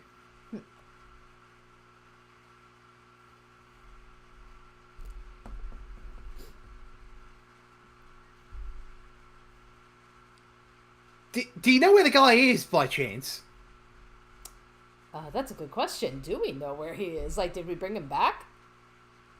I think Bear was the last we brought one him back. him.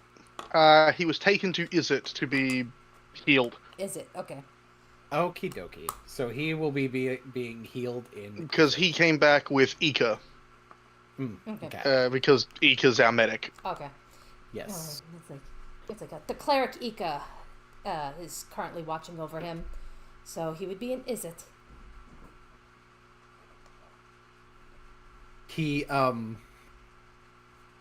nods a little bit, goes over, puts everything in its proper place. I'm just gonna leave that for Florence. I have to get.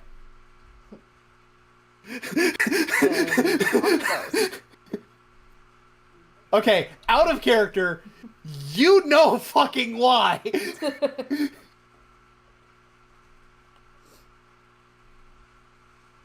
Alrighty.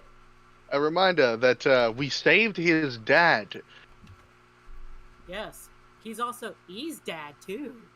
Yes, and North. Let's not forget And we have all Austral. 4 siblings.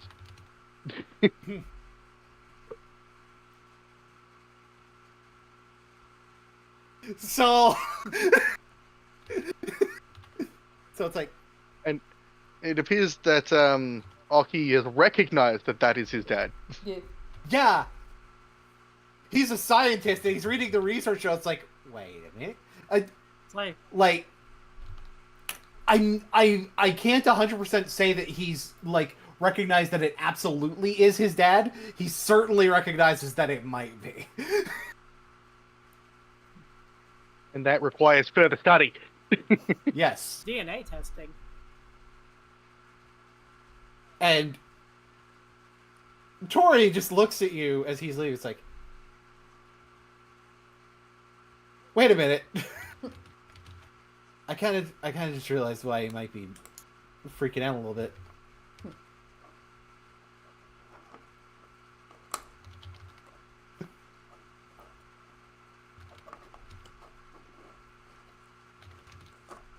Alrighty.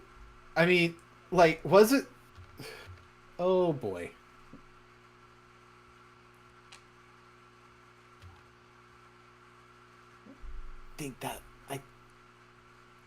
I think he realizes that's his dad. It's a perfectly understandable reaction. I am surprised you are that chill on this.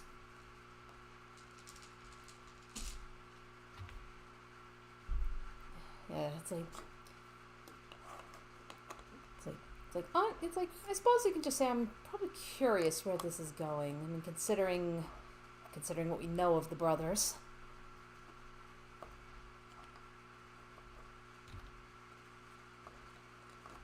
He just kind of side-eyes you. It's like, is Risk not the only one that's not good with emotional shit? Hold the fuck out.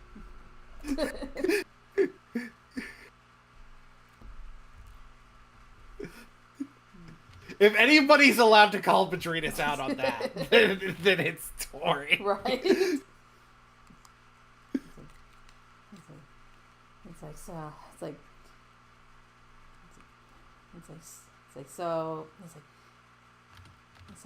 I suppose you want us to you want us to go alert all the other brothers, bring them all together for a family reunion. Might be a good idea instead of like having them find out like super piecemeal. Very well. All right then. So I guess. All right. So where should we head to first?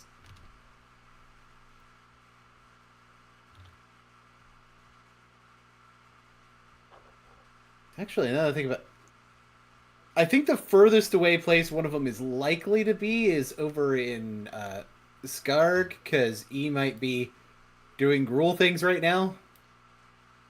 If he's not, we know he's probably at Eliza's place. Right. And North is probably. Which means. North, he's either with his guild or with Bear. It's a lot more like. Yeah, so we kind of just check Skarg and the Concordance and the Selesny area on our way down. All right. Shrug emoji. Gooey slug emoji. All right. So And then we can do all this off screen if you wanna like move on to another group. yeah, if we're going to have that happen on screen, then it can be after we do this. We do more of the things with some of the other people. Yeah. Yeah, so we can... Hey, Eliza! Great timing. Yo, what up? Hey! Hug Shadok, like, yeah, I'm okay. Hug. I'm okay. That was... He hugs and spins. Whee! Lake kiss. I'm okay. It's just... I'm still a little shaky after that, but I'm perfectly fine. Eric Lee's like, are you okay? You're sure you're okay, right? Yeah, He looks unusually worried. I had a little... according to the others, I basically went kind of feral and I had a little freak out. And she lowers her robe to reveal the bluish scales that are on her arm, on her upper shoulder.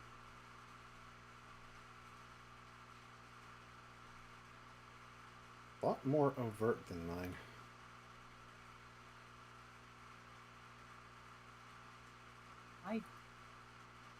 What happened when you went through that? Oh, my transformation was...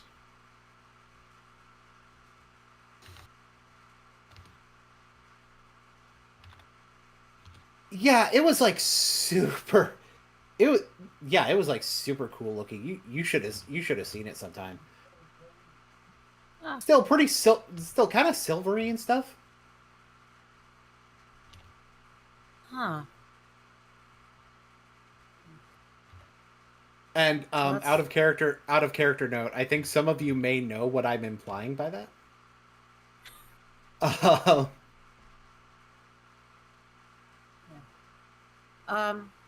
Dad, there's someone you should meet. As she looks over at Amut. This is my cousin, and in turn, your nephew, I guess. He extends a hand. It's like, I've heard some things about you. Primarily good things. Didn't start as good things, but it's become that. Everyone throw a few fireballs sometime. I appreciate the fact that you're not as judgmental of my prior actions, sir.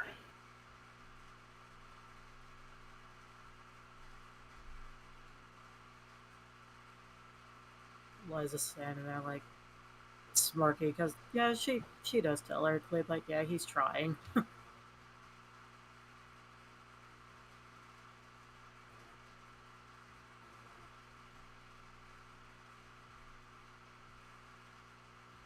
Yeah, She's Father- been telling.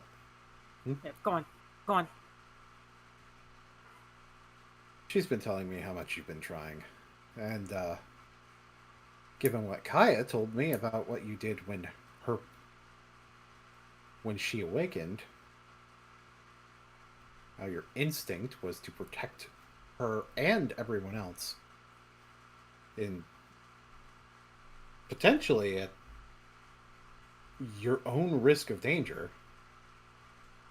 And he looks over the marks. I'd say realistically, you had reasons to think you were risking yourself, even if you were able to handle it.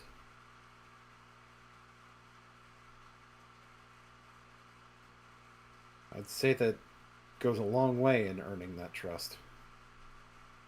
You've done something like that twice.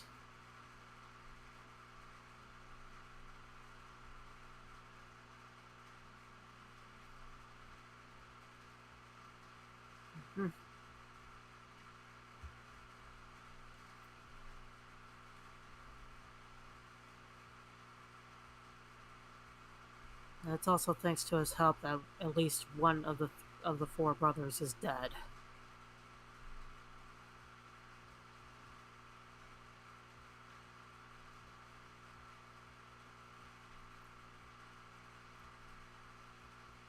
Amut looks to Eliza. Objectively, I can't put that to my nobility, but rather to my desire for vengeance.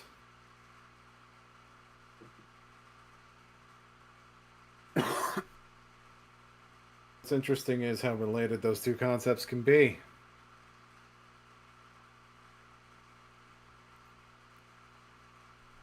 Yeah.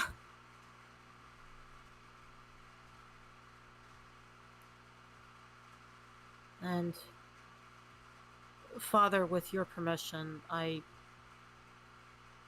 given everything that Amut has done for my group of friends, and in turn also for Ravnica, would it be possible for him to stay with you?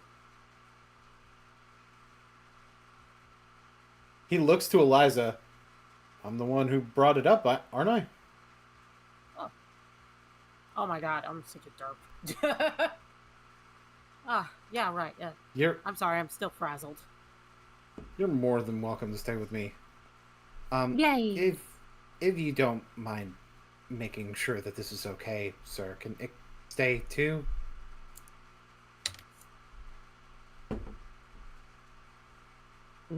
Right. I don't see. He smirks a little bit. I don't see why not. Yay! Holiday home sleepover.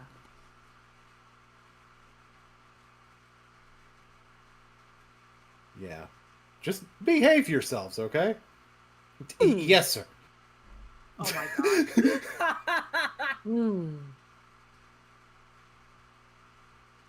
Ich bring only the good mushroom.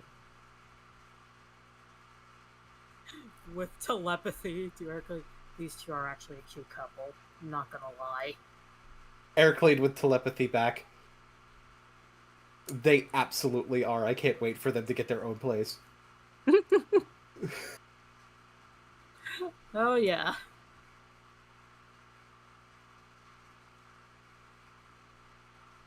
We are so holding a wedding for these two.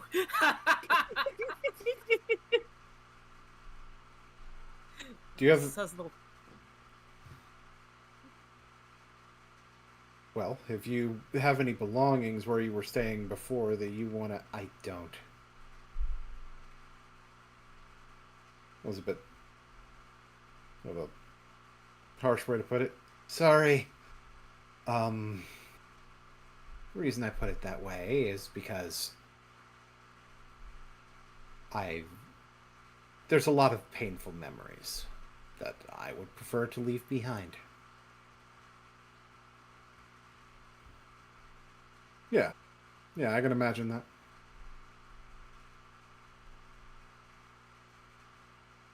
Yeah. Eliza agreeing because, she sold that ramshackle of a shack. Yeah, only Eliza and Madrinas have seen it.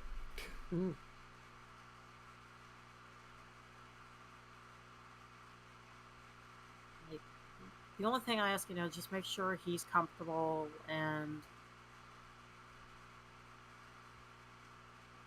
treat him like he's one of your own kin. Well, your own son, I guess, would be more the proper term.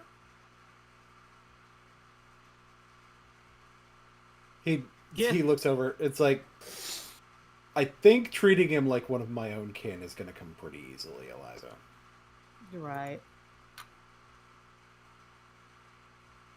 Yeah.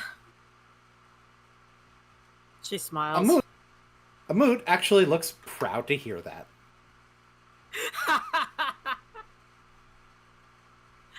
Amut.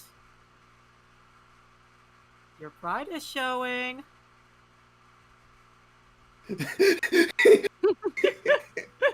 Data, your pride is showing.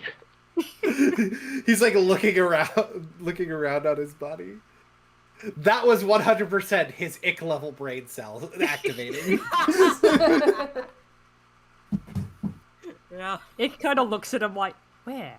Where is it?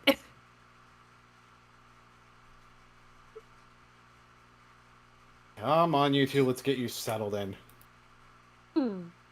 Yay. It gets, like, Amut is smart, but also very stupid. And we're going to pull you guys out for the moment. She just watched. It's like, Glad he's finally be able to start healing.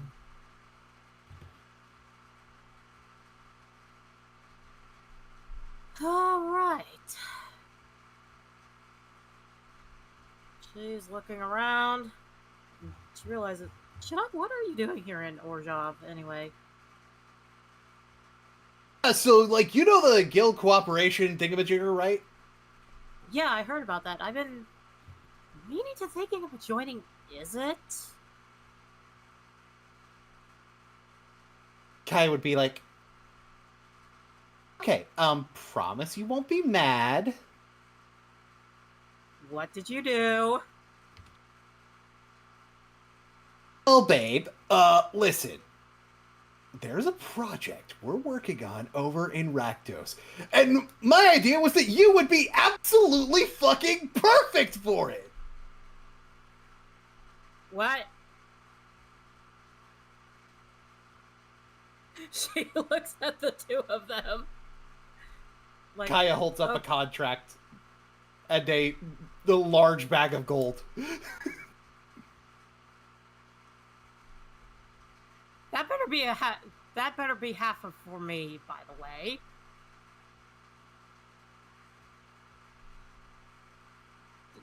But I bring so much money into this guild. Yeah, and this is more of it.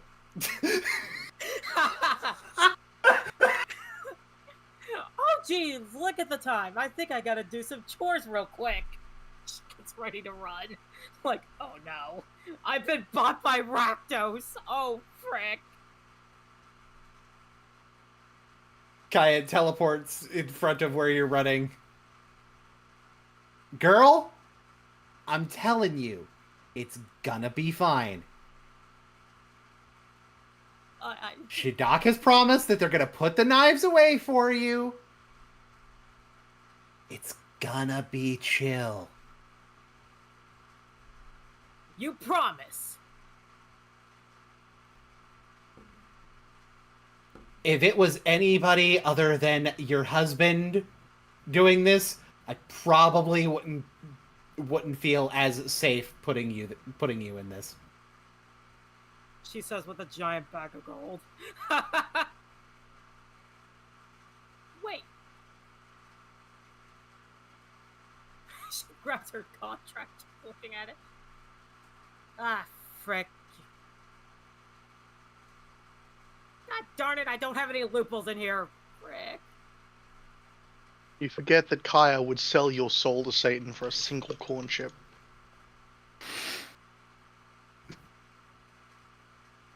Listen, I am a goddess. My body and my soul is worth a lot of money. Yeah, a about this much. Single corn chip. She's like, yeah, about this much.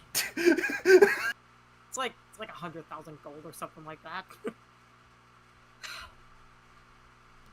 Fine, I'll go. She immediately climbs on. I'd like to note that you just see that it's a bag with monetary coins in it. You don't know if it's gold or platinum. Oh God. She just hops on Shidok's back, like, let's do this. I'm scared, but we gotta do this. I am so Just hold on tight. We're gonna be moving a little bit quick, okay? Okay. Woo! Yeet. Yeet. Okay, where we go? Where we go? Where'd he go?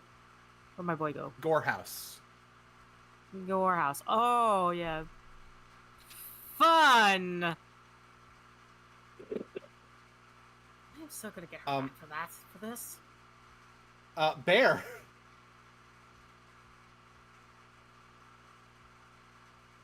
Sorry, did you say my name? Yes. Sorry, I'm in the middle of dying. Oh, understand. Okay, what's up? Bear, you have also arrived at Orzhova. I'd imagine that you initially go to Risk's office, kind of ignoring the shenaniganery that was going on around you. Oh, obviously. Bear's here for a reason, and that reason is to talk to one Dorian Risk.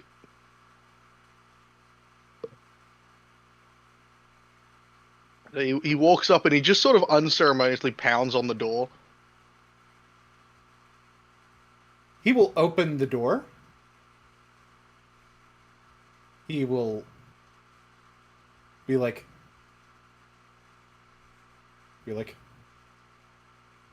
"Ah, Bear, I wouldn't normally see you around here." No, there is a very important reason for being here, and very sure that you understand why.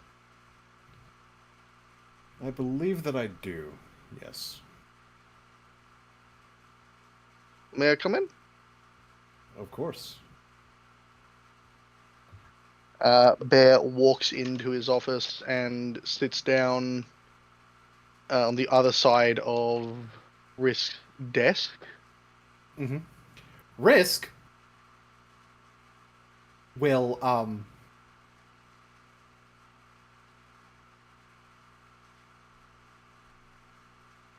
close the door, lock it, and you'll see as he walks towards the desk, his eye glows white. I'm doing this more as him, like, casting a spell from MTG than casting, like, the D&D version of this, because I like the flavor of him being able to do this. Basically, he has soundproofed the room with his magic. Bear was going to request he did that anyway. Yeah. Actually, no, I think it'd be Blue that would be doing that, because it'd probably be giving the room hexproof. That could also be White, actually. So, yeah, either way. I don't know, it feels more appropriate in Blue. I'm going to go with Blue. It's like... So based on how quickly you got here, he goes to sit down. You opened it immediately, didn't you? So all of them knew. As soon as you left the room. Oh.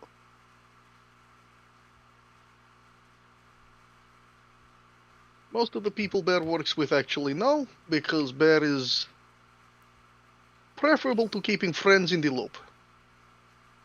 Right. Nobody except Tuffy from work actually knows, though.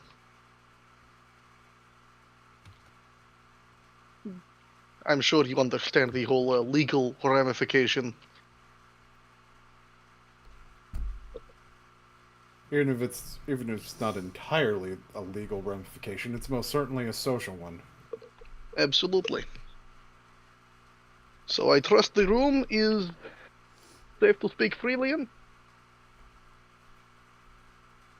Yes, you're free to yell at me about the blackmail part right now. Oh, no. Bear isn't going to yell at you about the blackmail part, but he's going to gently scold you. Blackmail is illegal, and telling a police officer you're going to do that is not a good idea.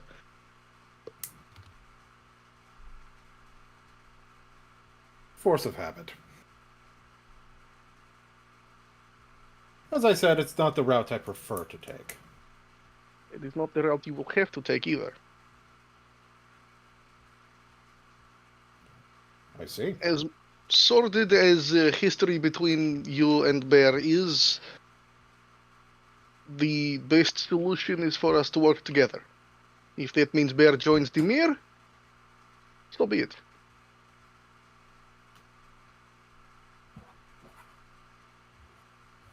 Our history is very sordid. It's a lot easier for you to look past the negatives of that history than it is for me. The losing memories part certainly helps. Makes it very, very simple.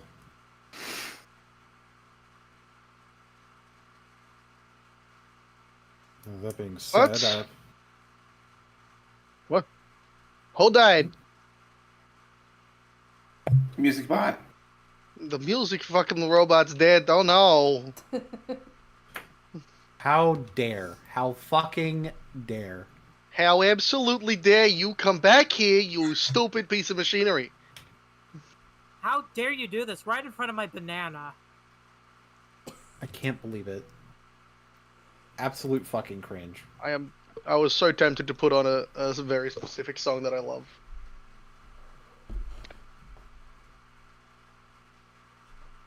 I don't know if other people have the can use the music box, but you can send it to me. I have been the music guy for one of these episodes before. Oh, okay. So yeah, if you put it on the playlist, then I'll just move forward to it. Okay.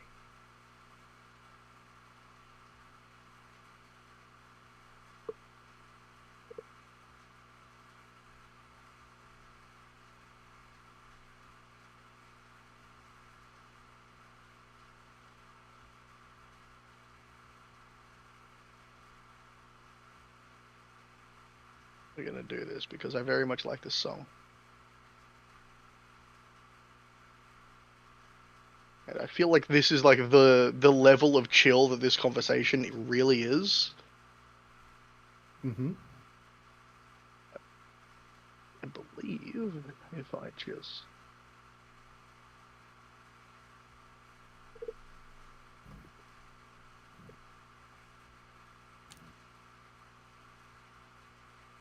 No, that was the other bot I could control, but it's in the music channel.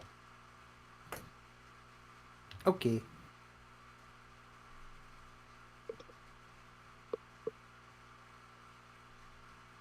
Good choice. I love this guy's theme. Yeah, that tracks.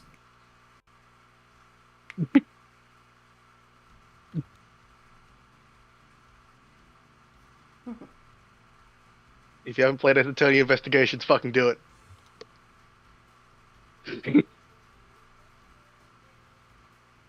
It's official recommendation. Beefy Noodle Geeks supports Ace Attorney. I That's haven't true. played it yet. But I want Eddie to. Fender's theme is the fucking best. So anyway, it's like,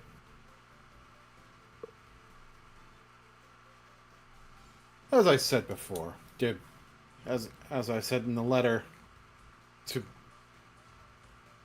we see eye to eye much more than I originally thought was possible. Protection of Ravnica is Bear's priority in life. And Bear can see the same thing rings true for you, even though we have different methods.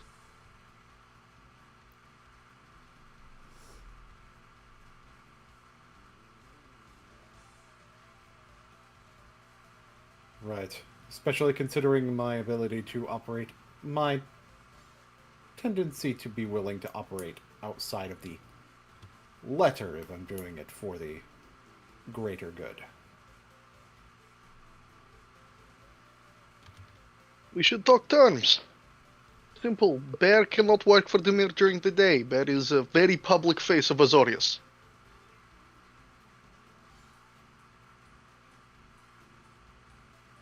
That seems perfectly reasonable. Night operations can be done easily. The Incinerator can also take on the job of being a member of the Mir.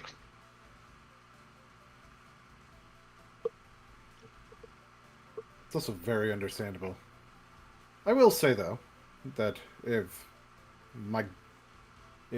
your goal in a job is to collect information, that can easily be done with discretion during the day, under the guise of doing so for the Azorius. Especially if it's something the Azorius would also be interested in. Of course, but Bear cannot take overt stealth missions during the day. I wouldn't ask anyone to take an overt stealth mission during the day.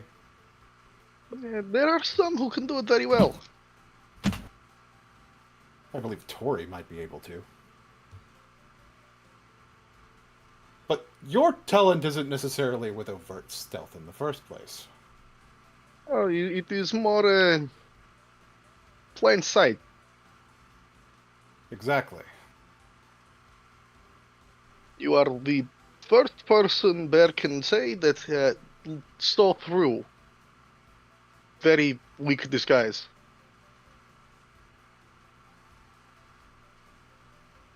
Is very weak. I don't know how other people don't see through it. And the way he phrased that kind of implies how long he's actually known. Yeah. It's probably the demeanor change between Bear and Incinerator. I am sure you have noticed the Incinerator is a very mean person.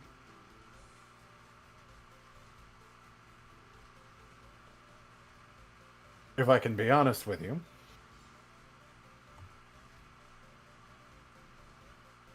the Incinerator's personality gives me flashbacks. It may be you never know with Bear reckoned with more violent thoughts. Putting them into the character to play on stage. Way to handle being a desire to be aggressive.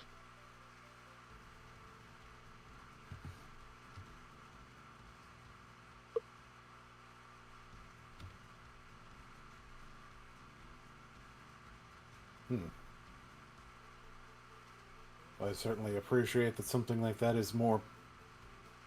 And he looks up towards him, controlled now. Bear tries not to get mad until people absolutely deserve to be beaten to death. And that is certainly the difference between a bear and Beratech. Mm.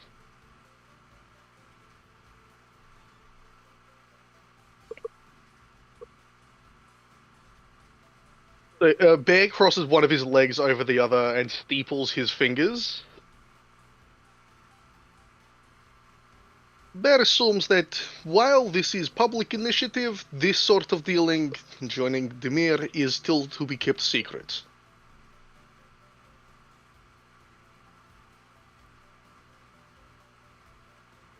Part of the initiative's aspects involves a full understanding that if someone is beginning to work with the Demir, it may not necessarily be known, in spite of how open the cooperation is. Bear will petition that the Chasers are made aware of the choice to join. Of course, I'd be more than willing to give you that. They are the people, after all, who would also know the secret that led me to be the most aboard. They being able to hide from everybody for about 8 years.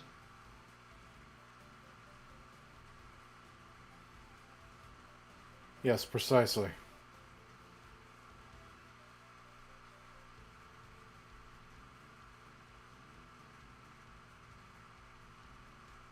Something that you and I share. Bear does not see any problem with the agreements we have come to. Do you have any stipulations?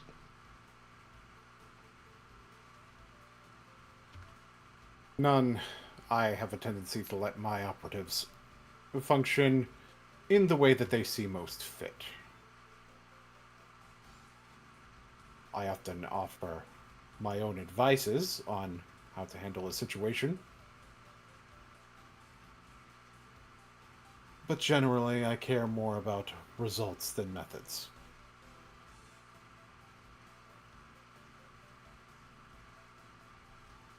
Okay.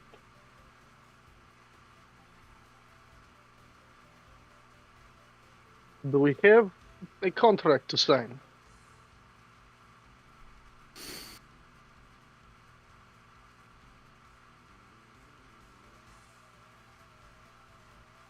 If it were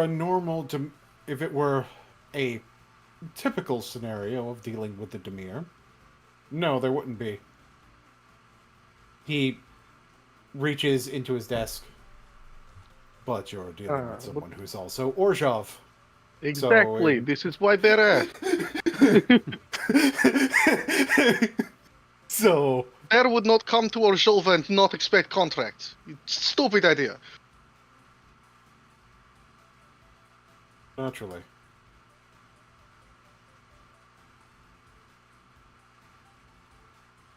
Bear's going to go through the contract and read it.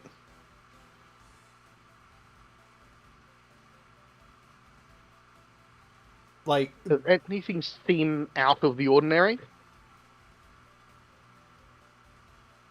what would be a good check for?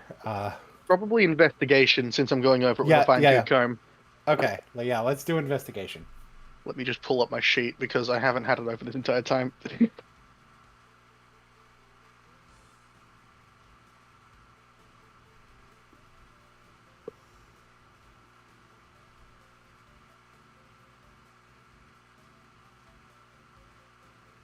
Oh, right, nobody here actually knows. I'm on a new PC now. My new rig actually came in, so I'm still setting everything up. Ooh, no problem. Very good. I went from a 2060 Super to a 5070. I see. And you're not having Okay. problems with the 5070 so far? No, this thing is fucking amazing. Yeah, Oh, because my I've games heard look some so peop- pretty. Yeah, I've heard some people are having issues with like melting. Okay, so we're looking at a natural 20 for 21. Very nice. Yeah, there's nothing weird about this contract. The birth sign is himself, and he pulls out his notebook and takes his quill off of it, or is the incinerator.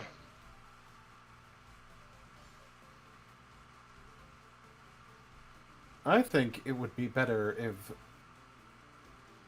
if under official guises, a incinerator remained as this reckless rogue. Understood. Bear moves to sign it, and in what is unseen to Risk almost every other time, Bear's lovely handwriting, he signs it 3 times in Common, Undercommon, and Leonin.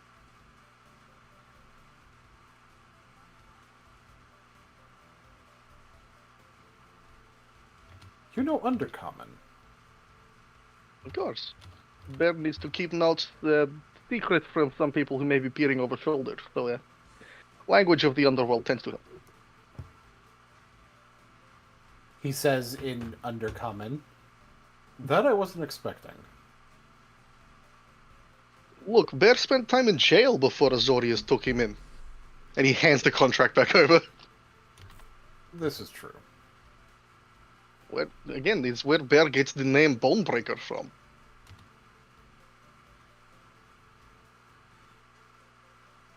What piece of music?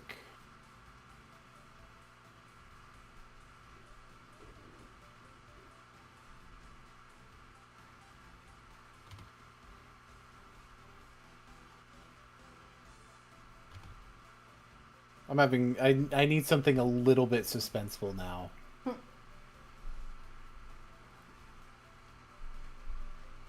I'll just go with this. Kind of generic, but I'm gonna work with it. It's not kind of generic, it's inherently generic. But I'm just gonna work with it. Because I should have planned this out. Oh no.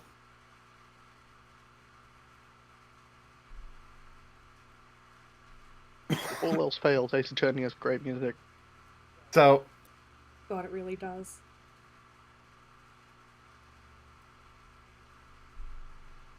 So Dorian, he's like, he reaches in to pull out 2 file folders.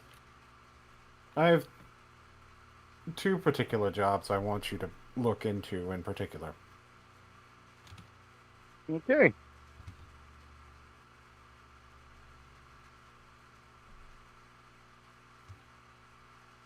of them. Both of them are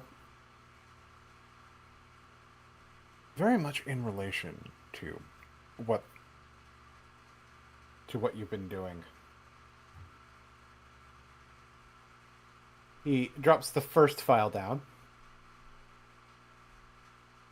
For this, you'll be working directly with another new member of the Dimir. Someone who was very much betrayed. Severus. Snake Man. Indeed. You may have heard that one of his wives, Kataili, was outed as part of the cult of Bolas.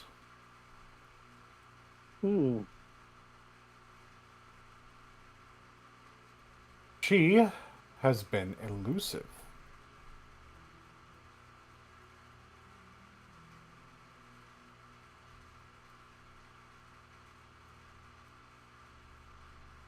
The job is tracking down and bringing her in, or tracking her down and providing information of where she is.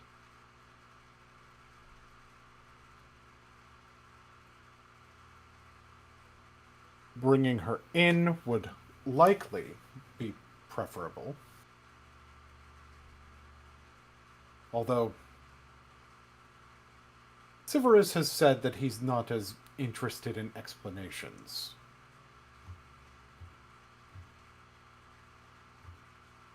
He understandably feels very betrayed.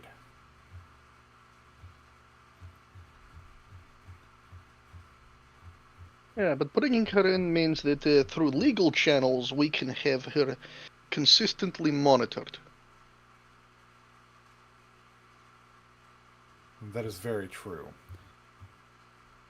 Bear has been able to press Langston into keeping people in cells. The basic idea is that when we have her location, do what you can to make sure that Severus doesn't kill her. Well, making sure people do not kill people is also part of Bear's job. Bear is bigger and stronger than Severus. Bear can pick him up like a tiny little baby.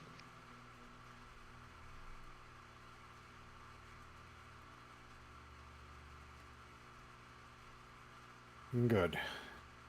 As I said before, I'm not necessarily the greatest when it comes to examining emotional interactions.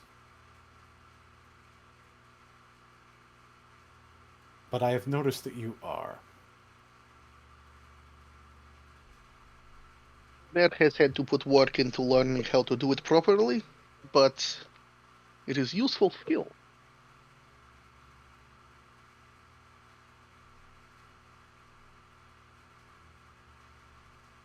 That one is much less top secret than this. He holds up the second folder.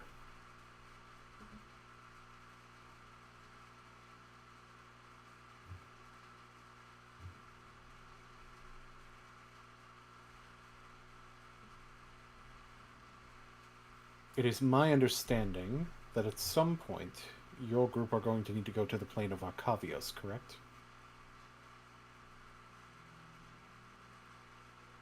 There has been talks of heading to Arcavios, and apparently Betrinas has already made a trip.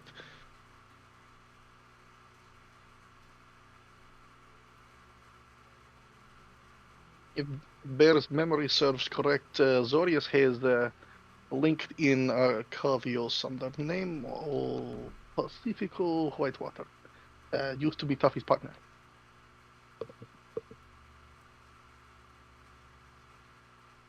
That will likely be very helpful for this.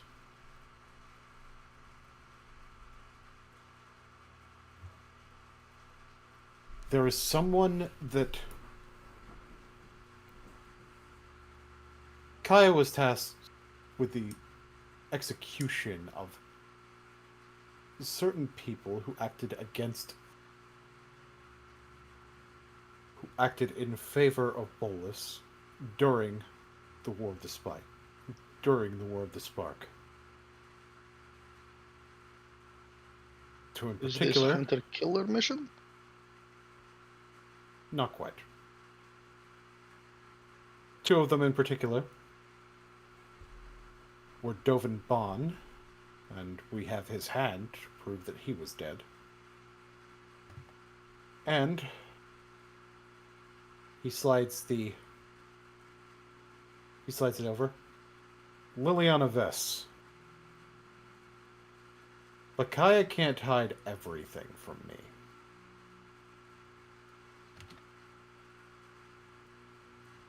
I have evidence suggesting that Liliana is alive on Arcavius. That being said, I also agree with Kaya's reasoning.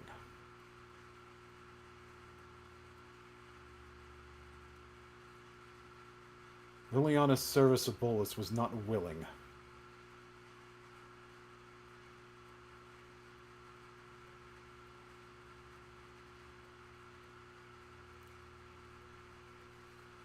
I have not interacted with her directly, but given how unwilling she was,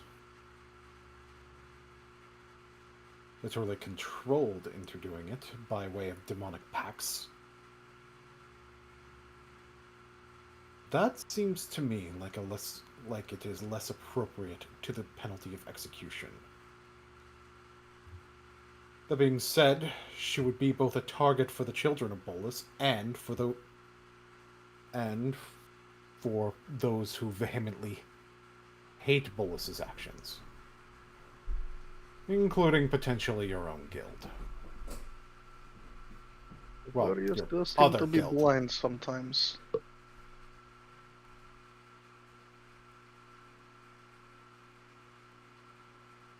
When the judgment is execution, and they find out that it wasn't carried out, this would also have negative ramifications for Kaya.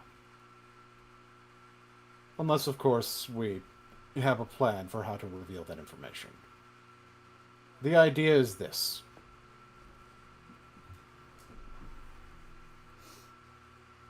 I know how to hide people. I'm very good at providing protective custody. And given the current situation with Bolas, that's what we need from Liliana Vess.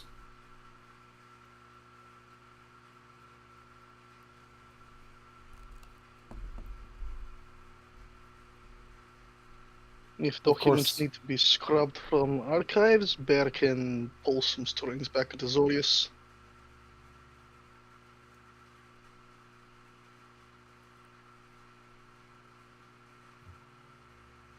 And you are free to inform they, and considering what you just said, Bedrinus about this.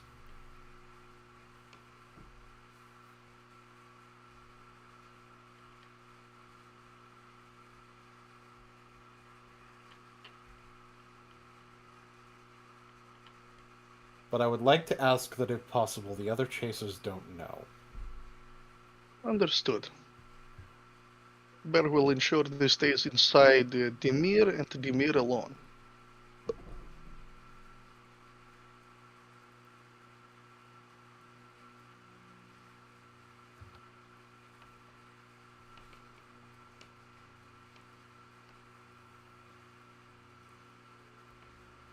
Wait a minute. I don't think you're supposed to know that Bedrinus isn't Demir. I'd like to point out that this man has just Bedrinus hired me to Demir and has said that they and Bedrinus can know. I think he'd Bear's be, not I think he'd be stupid. like, I think he'd be like.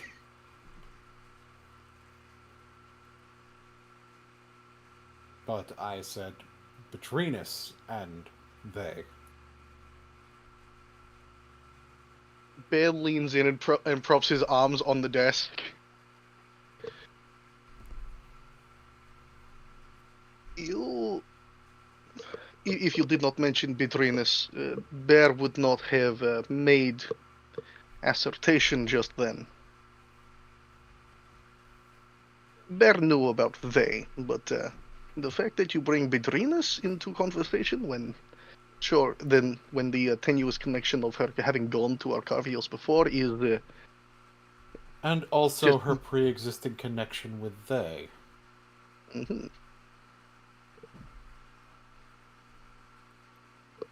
Bear had thoughts previously, but is not polite to ask.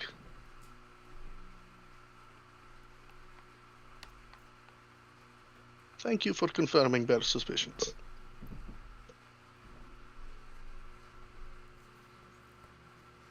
Well, I was hoping to come away with plausible deniability that it wasn't true. He shrugs. Bear shrugs in return. Bear is police officer. Getting information like this is part of job. People let on more than they think they say when they say things.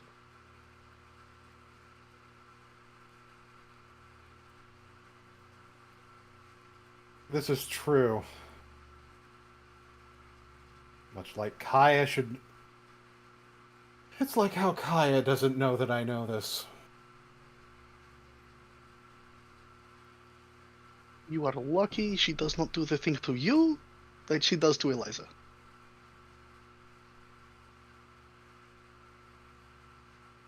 She has before.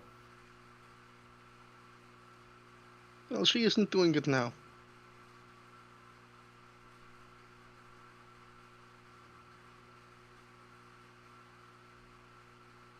Think it's just sound I proofed this room against? Of course not. You are a smarter man than that. There is no way you would only use soundproofing on a room when you're discussing your actual job.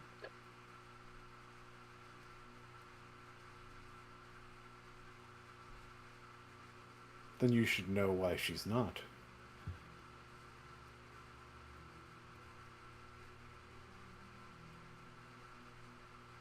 Of course. Not hard to feel the planar locking of this room at the moment, considering the abilities Bear has.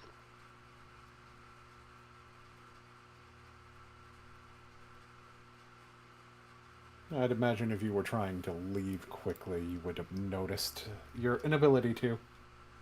Bear can feel it now. Bear cannot even try to leave quickly. The star opens up senses to the effects around Bear.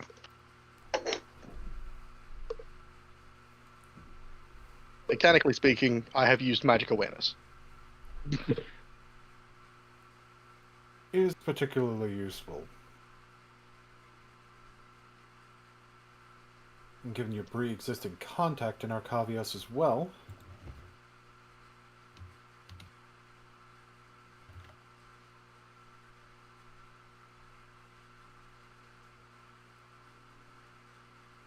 I would say that you could ask him about a Professor Onyx. A Professor Onyx. Bear will keep this in mind. Mm-hmm.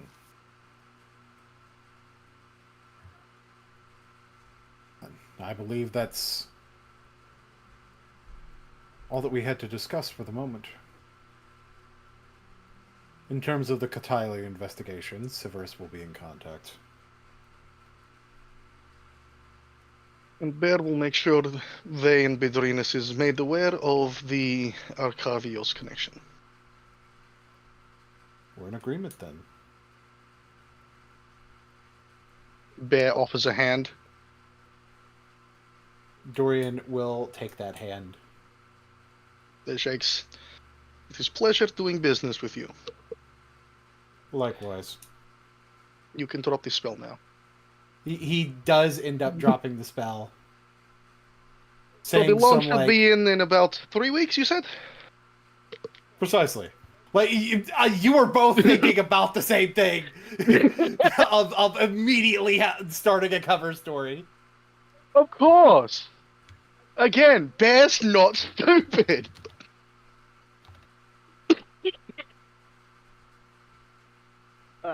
dying. Oh boy. Oh boy. And now Bear is going to go do the thing that he definitely should do. He's going to go and visit. He's going to go visit North back at his house. Okay, Badrinus, while that's happening, you want to head over to Skarg? Sure, why not? Skrrg. Let's see, you gotta remember, that's way up north. Okay, tippy top of the map.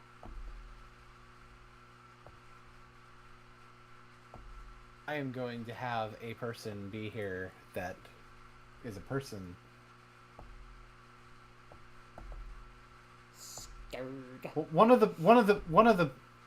So I am going to have a couple of people be here. One of them is going to be a person you're looking for. Yay, there's the hubby.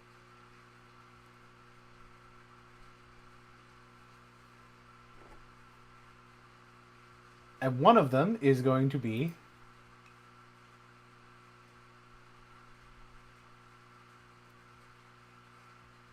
a person you're not expecting. Wait, wrong one. Where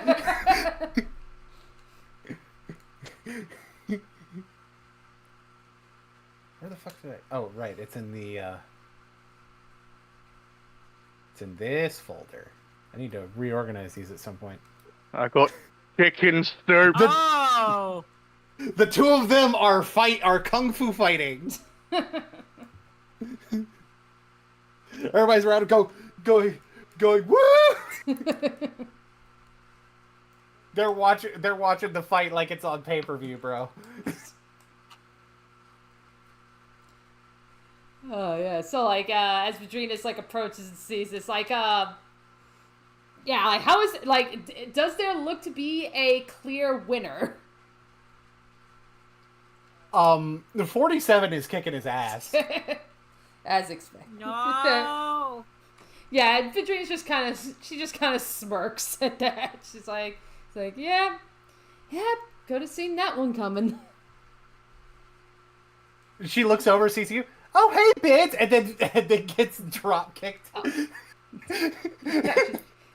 by Good E. point. Yeah, it's just like, it's like 47. You know better than that. Okay, that one's on me.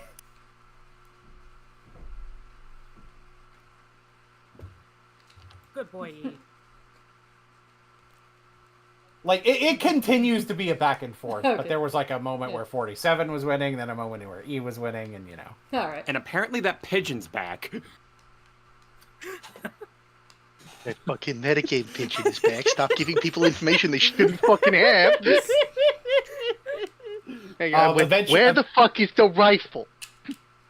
Eventually stuff settles down with both of them just chillaxing after beating the shit out of each other. All right. It's like Foreign lady tough.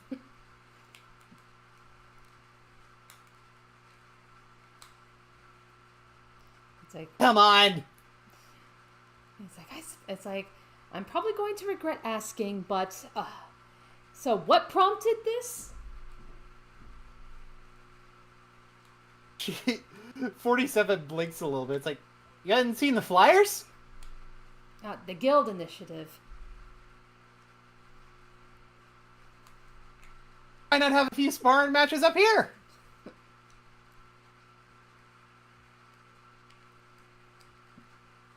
Shrug emoji. Here.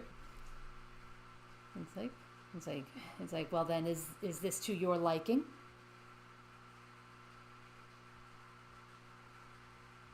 I think so, yeah. I mean, it's a lot less flashy than those tournaments over in Rakdos, but flashy isn't necessarily my style. All right. It's like, all right. It's like, well, if you don't mind, may I borrow your sparring partner for a moment? Yeah, sure. Okay, and then she's... He will, like, make his way over. Bruises and all. And she's like... Alright, it's like... Hi. It's like, hey. Something wrong with Eliza? Ooh, Eliza's back. He's about to run off. Yeah, it's like hold on one moment. It's like Eliza's fine. She'll be there. She's not going anywhere. There's someplace more important you need to be.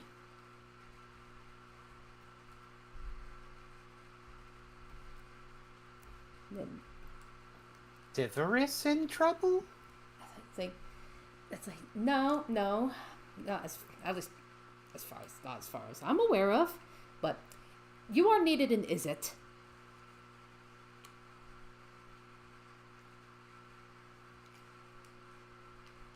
He looks like, is it? Yes, yes, Aki will be there. Find him. He'll explain everything. Not understand. E isn't, is it? It's like, doesn't matter.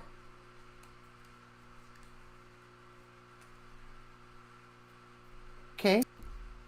He looks confused. But he will make his way there.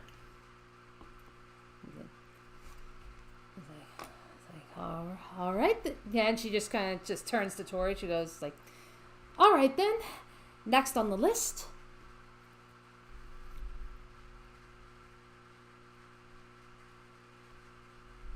That would be us going to Selesnya. All right then.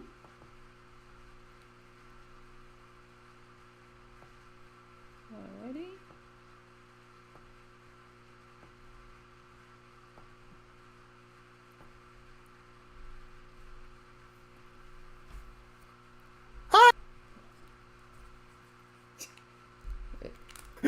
Yeah, she's like, so, like, I take it you're here for the guild initiative?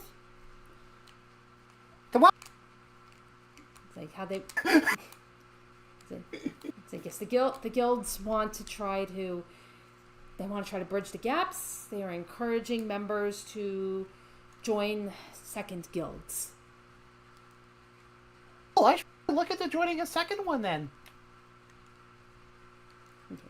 It's like, yeah, it's like in that case, you wouldn't happen to have seen someone by the name of North around, have you?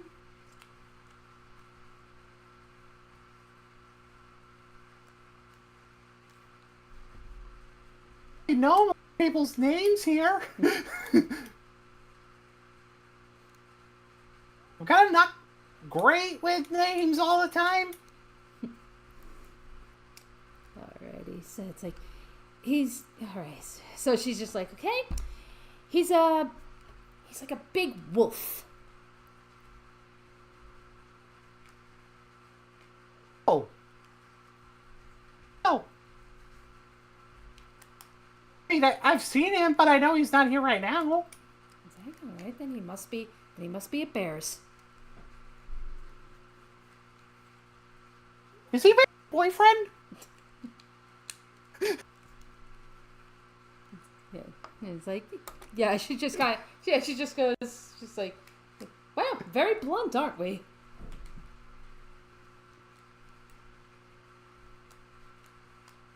It's like, you know, I wouldn't call that blunt. Yeah, but she goes, it's like, yes, the two of them are partners.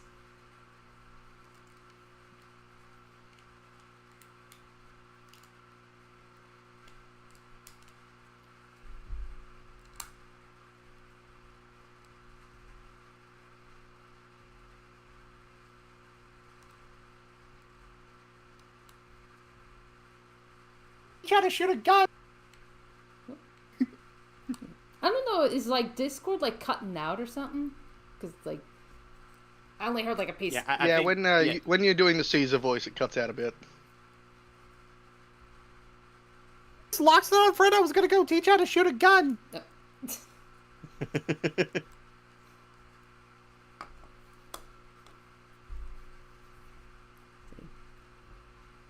Very well. It's like, all right, very well then. All right then. I guess we'll. All right, well, we'll go look for him then.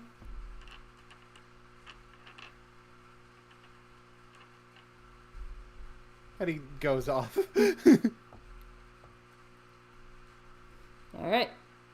By the way, when we do eventually get to your stuff, Gamataki, you can tell who one of the people you're going to be interacting with in Celestia is. Oh boy. Oh boy. Ginger Frog is real! I believe the next place you'd be going is Bear's house. So before we go there, Yes. we haven't gone to Gamataki at all in this session. No, we have not. No, I was noticing that. Like, Yeah. where is he? Because we do have things that we can do with. We do have something we can do with Gamataki. He's doing So his what's job. the He is a frog? ninja. You can't see him. True. Gamataki, where are you at? He was going to actually report back to his guild. So over here in Sunhome. Yep.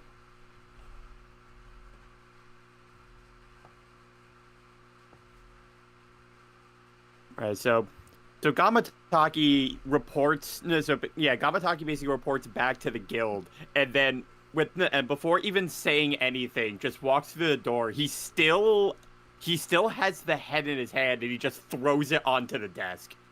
The mission's been done.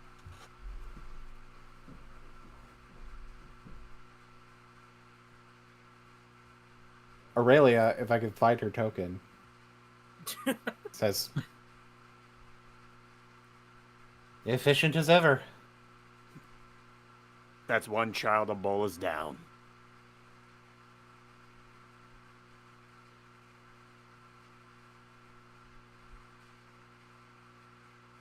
I believe not just the plane of Ravnica, but the entire multiverse would thank you for it. They can thank us when the entire mission is complete. We've only just fractured a branch. Agreed.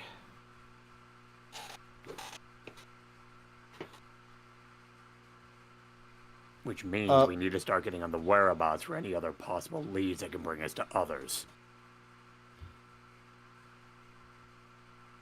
I would be inclined to agree. Hopefully some of that can come out of the Guild Cooperation Initiative.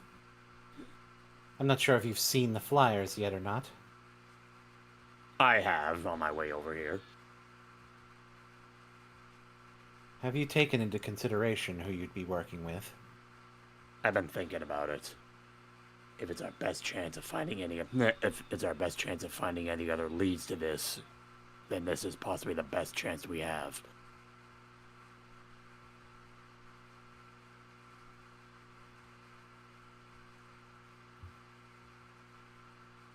Hey, anyway. You are free... For now, you're free to continue thinking about what other guild you'd be willing to join. Understood. And you're dismissed. Cyril will be there with you after. It's like, hey, Gamma, Yes, Cyril. you remember how you wanted one of those swords like I've got, right? Yes, I remember. And we went to, like, my tribe to work on getting you one? Yes, I remember.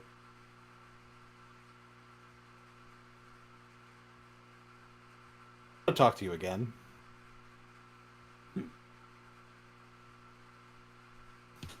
I'm sorry. I think you got cut off just a little bit there. Oh. They want to talk to you again.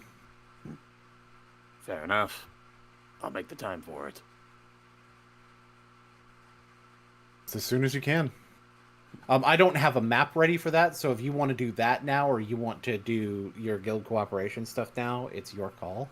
I think Gamma can do the guild cooperation stuff first, because I think that now is on his higher priority.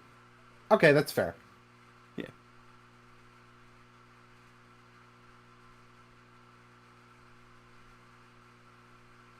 So, Gamataki, as though we don't already know, where are you going?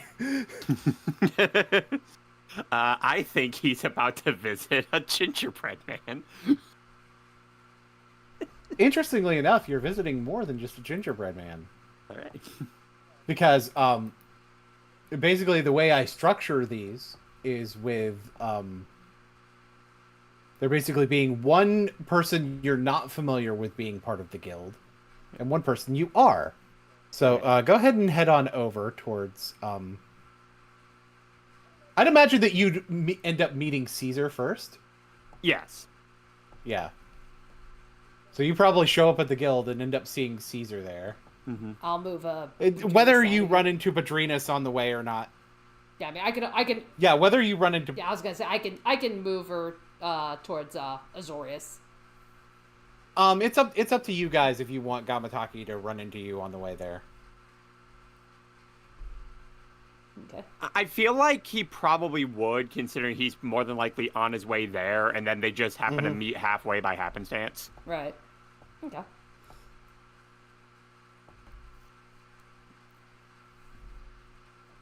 I just need to have a good idea where exactly I'm placing the token.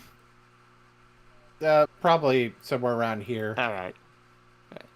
So yeah, Gamataki ends up going on his way, but then he happens to spot Badrinas nearby, and he just happens to make a stop down.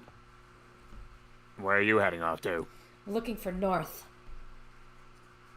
We thought we could find them here, and we can't find them, so we're heading over to Bear's house.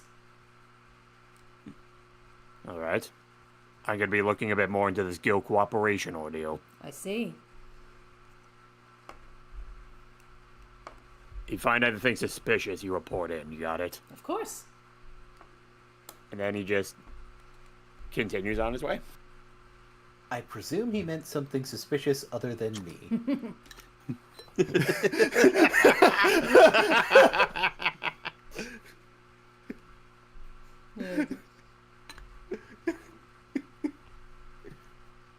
So you end up finding Caesar teaching a random Loxodon how to use a gun. Yeah. Time to move up. And then he looks over. It's like, oh, hey, Gamataki. And he just You wanna looks learn- so. What? Did you want to learn how to use a gun too? They're cool. Not exactly my style. Too loud. Okay. You hear a gunshot from the Loxodon shooting the gun. I think you should teach him about his safety. We're working on it. Another gunshot.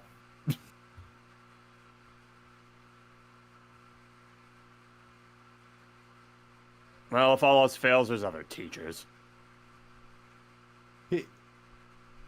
And Roken ends up coming up to you guys. It's like, Gamataki? What are you doing here? I'm looking to cooperate with other guilds. Wait, so you were interested in joining Selesnya? If it gets our ultimate mission done, I'll do what needs be.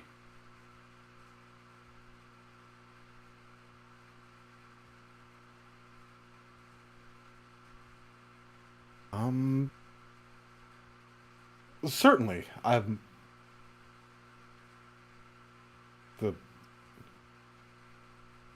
just wasn't expecting this to be what you'd be the most interested in. And on that note, I don't think others would think of it either. So it's perfect when you think about it. Suppose that's true.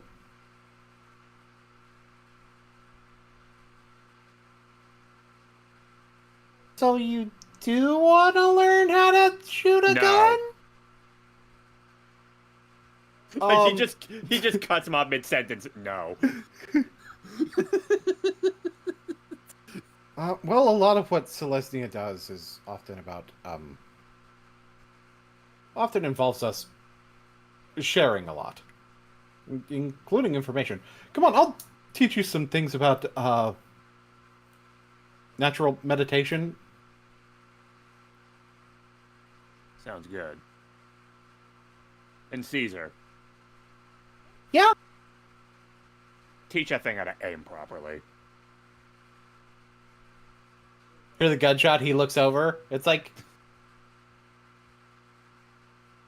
Down the sight!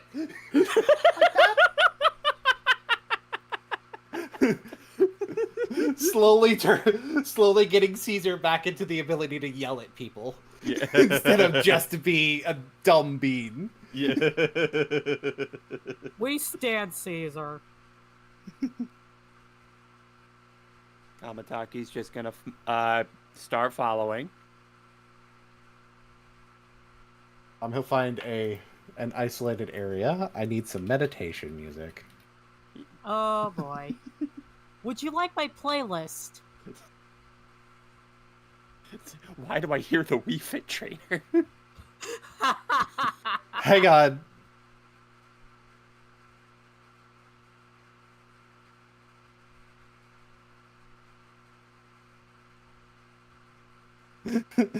Now that you said that, I'm gonna fucking do it. Yes!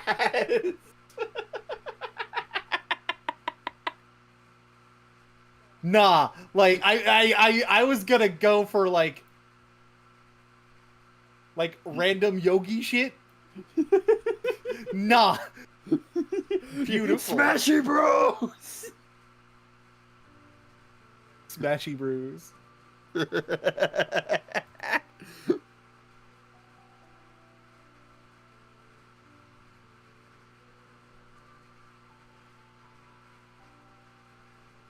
So, the first step is to be able to simply relax. That's not difficult for Gamataki. He just sits down. You would think it would be.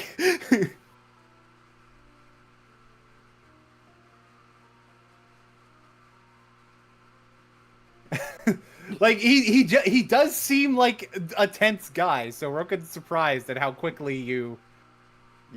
Actually, go ahead and roll me a wisdom saving throw to see how well you begin to clear your mind. Oh boy. Ooh, that is a 24. You're very good at this. You're from Kamigawa, so to some degree you already have some knowledge of meditation. Yeah. It's like, huh. He is a little surprised, but he sits down himself. It's like,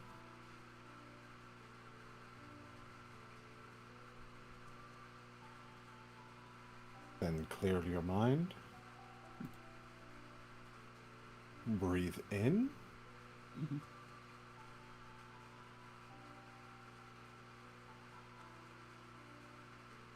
And breathe out. And Kamataki starts doing just that. Just breathes in slowly. Starts to exhale.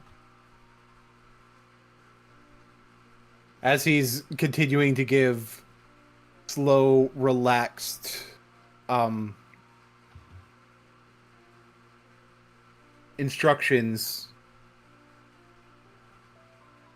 you can feel this sort of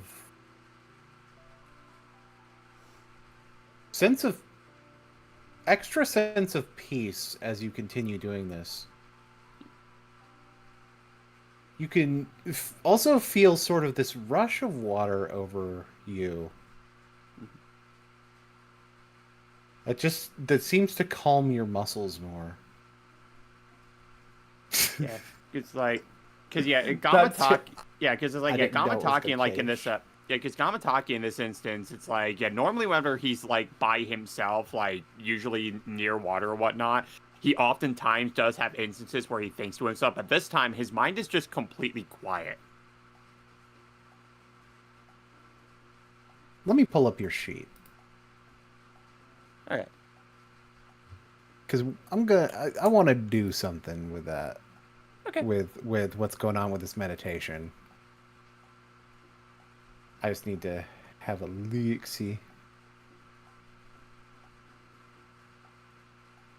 What is Gamataki's BMI? Overweight.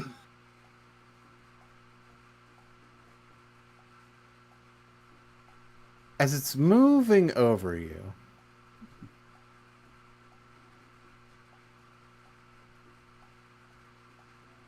like this water is moving over you, and the more you do it, and it's like, it feels like water is running over you, but the more you do this, the more you feel like you're able to sort of control the water. Yeah, and as he's sitting there, like, slowly the water starts to circle around him, envelop his being a bit.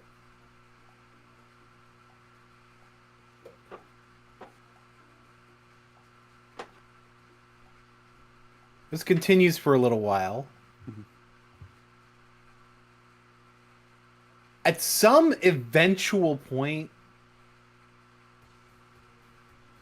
you come to the realization that Roken's instructions have stopped.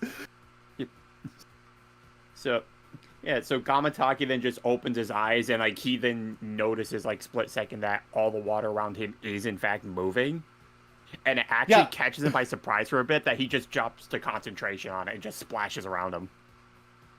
Yeah, Roken looks at you pretty confused too.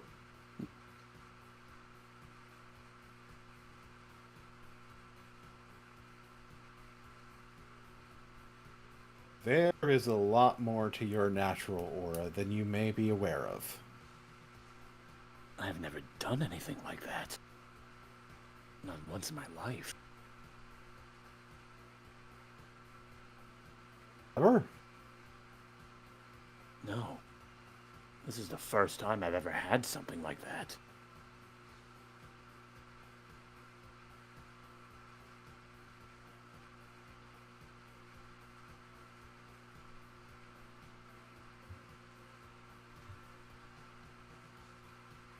Heard of this happening later in life than something like that did with me.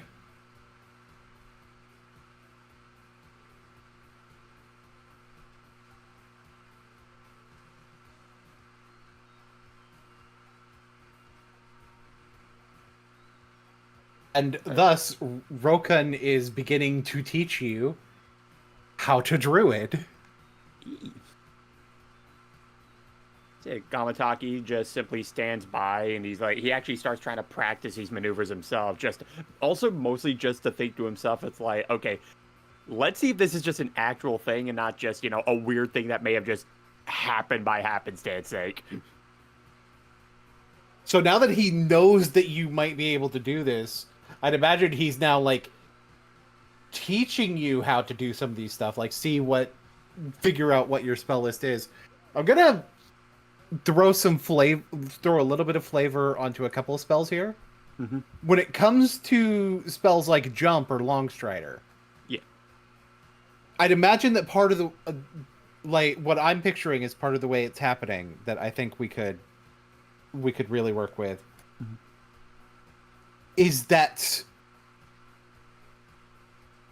there is more intent, in spite of the fact that it's objectively you, like, moving faster or jumping higher, it actually looks like you're putting in less effort. Yeah.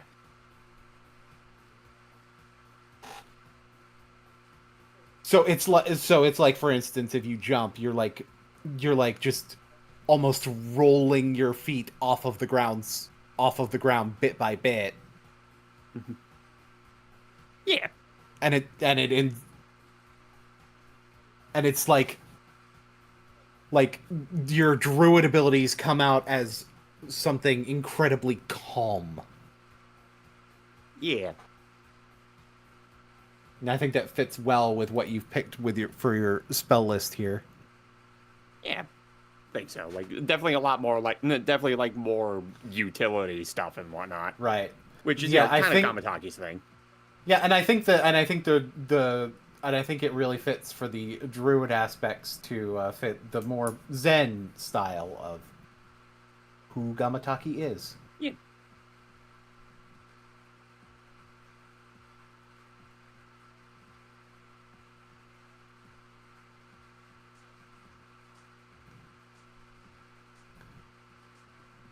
Wow, that's cool.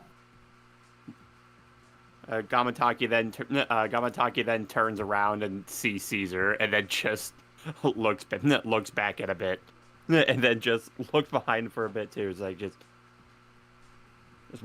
watch how he decides to point a gun.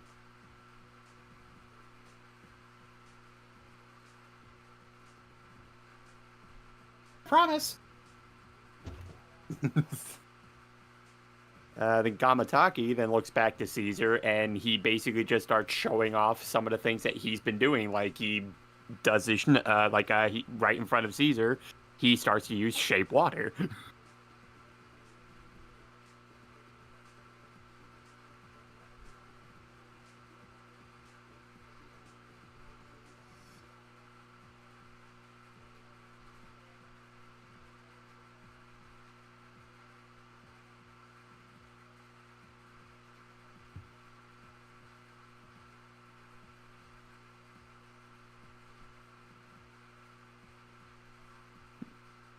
And I know I didn't fully flesh out Caesar's spell list as a ranger, but I just went, so you have cool magic stuff too, and not just like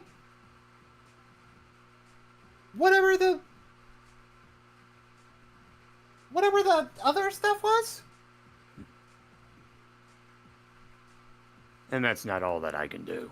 And then he actually goes up to Caesar and decides he's going to give he's going to give him Longstrider. The thing is, when you're using your magic on somebody else, it's got the similar like Zen-like effect where it looks like they're putting in less effort but are actually like moving faster or farther. Yeah.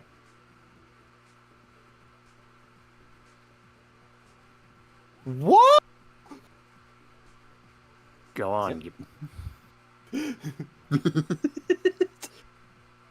Speeding gingerbread man.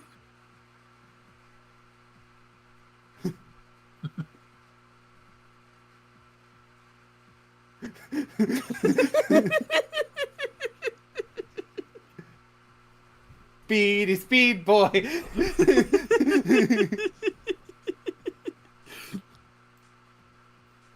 I'm like barely moving my feet and doing this. That's crazy. Did anybody get the name of that gingerbread man?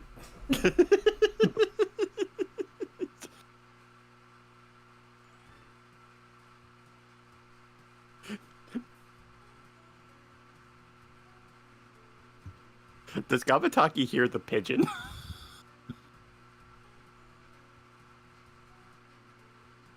No, we're gonna say no. That's a metagame pigeon. Damn.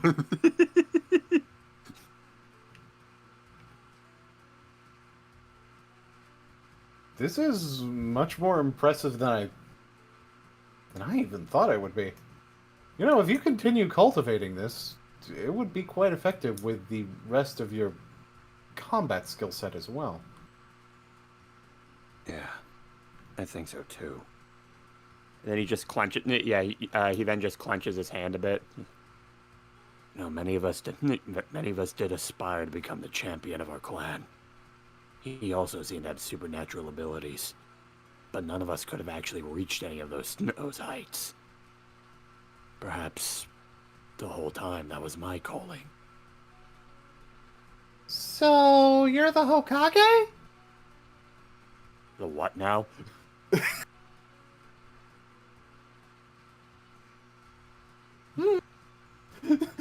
Shrug emoji.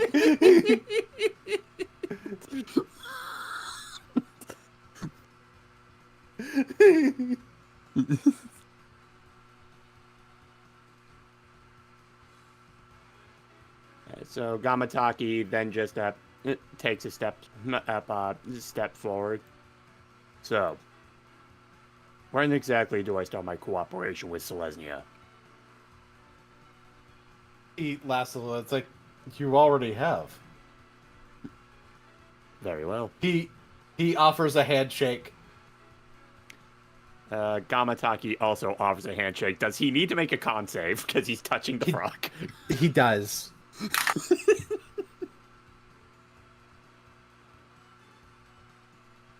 I'm kind of making up what his con stat is here, so bear with me. Again, he's a druid, so I have to check if he should be proficient in that. God damn it.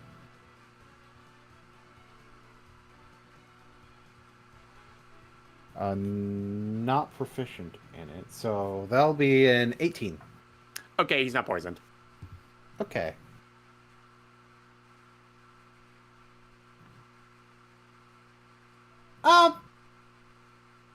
Rogan, buddy, that's actually not normally a good idea. And let's cut to we're getting close to where we would end. I want to make sure that Tuffy doesn't want to do anything else, but because I think what we're doing next is we're going down to Bear's house. Yeah, I think Tuffy would want to go to Bear's house, honestly, next. Okay. And I need to pull somebody else out for Bear's house. More than likely, I'll do this just to, Tuffy would probably want to go here, just to visit. Mm-hmm.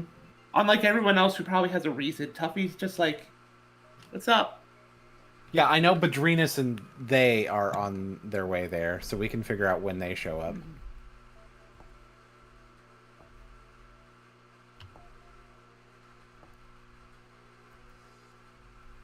Hi. No! Bear has been gone for a long time. There is much hugging. There is indeed much hugging. Are you okay? You look okay. I think you're okay. Yeah, a little bit exhausted from a very long trip, but yeah, otherwise, Bear is very good. Mm-hmm. How have you been this entire time, huh? I've been pretty good. I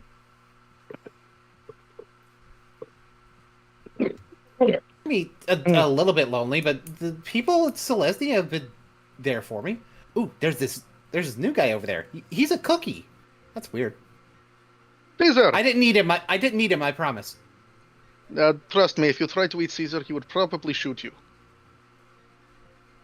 He did do that to somebody.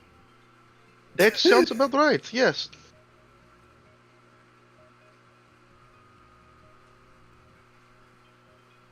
How has the garden been coming along? Been going. Come on. Bear We'll show- follows him.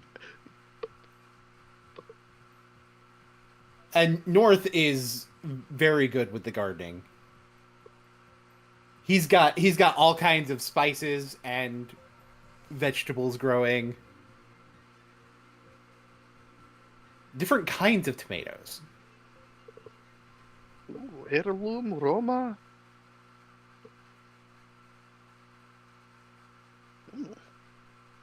What is this one?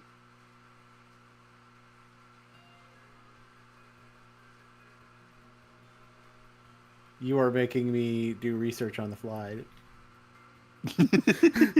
Look, you mentioned tomatoes. Tomatoes to someone who cooks for their entire family.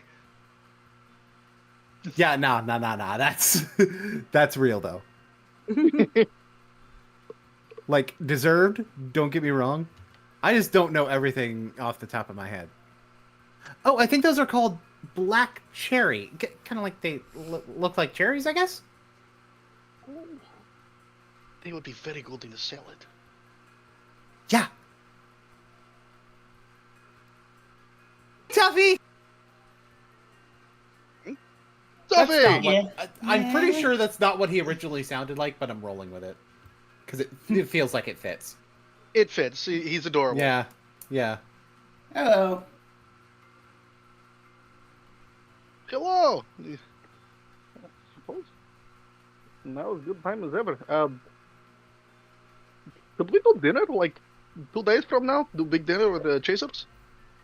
Oh, sure. I mean, we have done something very big recently. Mm-hmm. Seems like a good idea. Get everyone in together and have a nice dinner. Yeah. I will be right back real quick. It'll take like a couple of minutes. Okay. Okay. All right. In the meantime, let's take over the stream. All right, everybody. That's right. Hands up.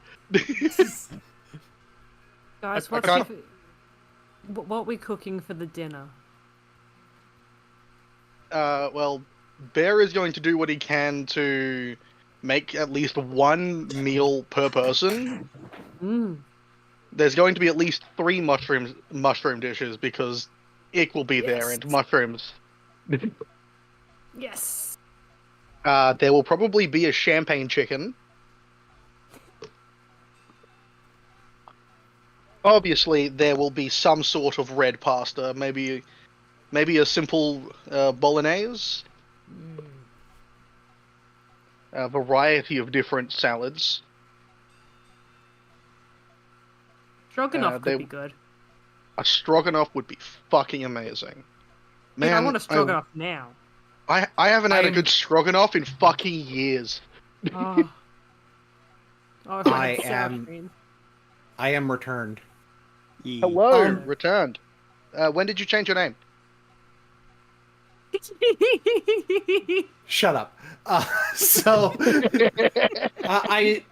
this could be a good time for Badrinus to arrive. All right. So yeah. So Badrina, she'll come and she will knock on your door. The door is unlocked. Come in. All right, and then, yep, she just walks in, and she goes, yeah, and she just calls out, you know, she's like, yeah, Bear, is North with you?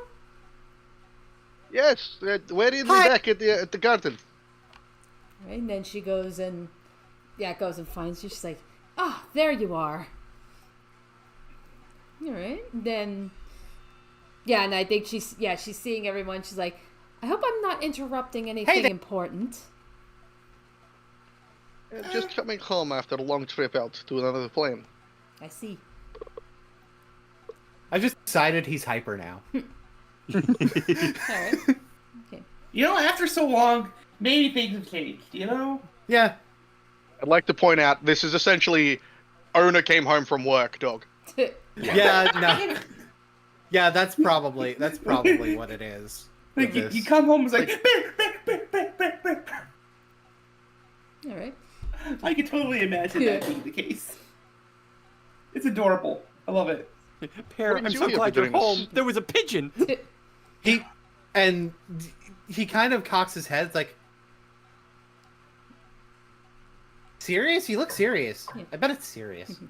It's like, Is it? it's like, yes, North. It's a rather grave expression on your It's face. like, yes, North, this actually is serious. It's like, you are actually going to be needed at the Is It. It takes a second, but then a look comes over Bear's face. Right. Probably should have led with that, shouldn't I? Yeah, it's like. Yeah. Yeah, it's like it's like Aki is there. I've already found E. I figured you would be here if you weren't at your own guild. So this just leaves one more.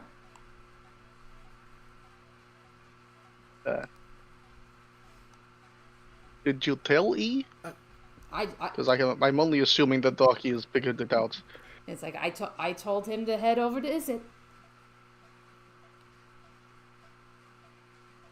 North? We brought your dad home.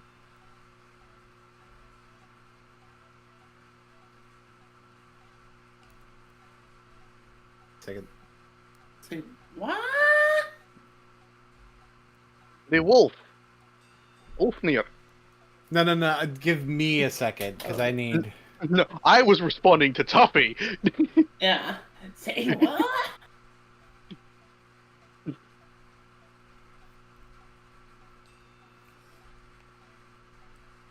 So many things led to Ulfnir, and well, we brought him back.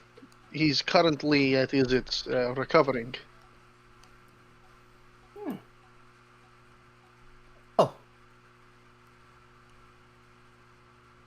Oh. Okay. Would you like me to come with you?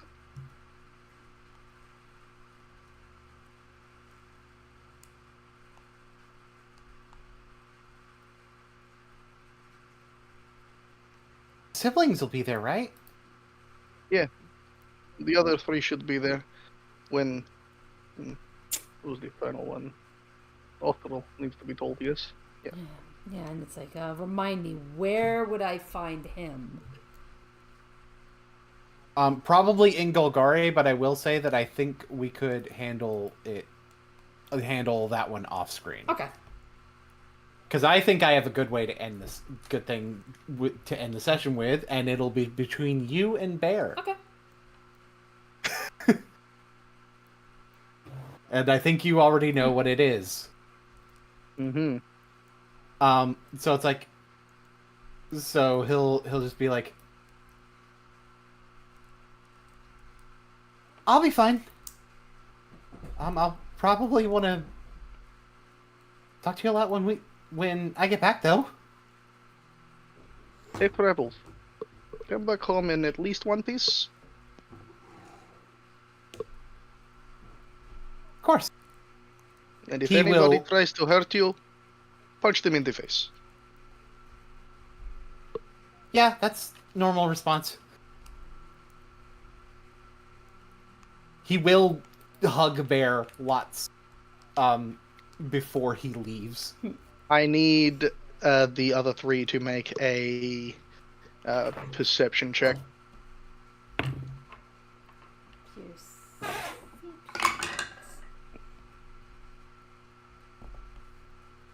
Prescription.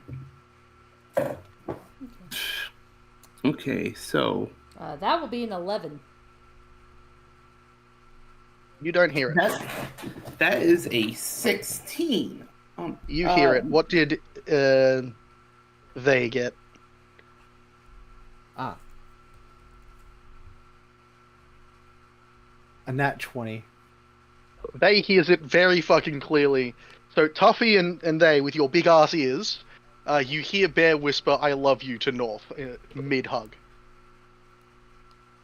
Aww.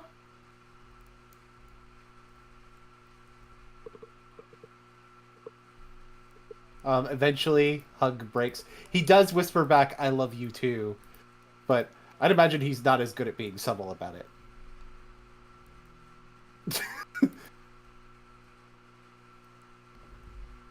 Like, we can do the roles if we want, but I just have an easy time picturing him having more difficulty with subtlety.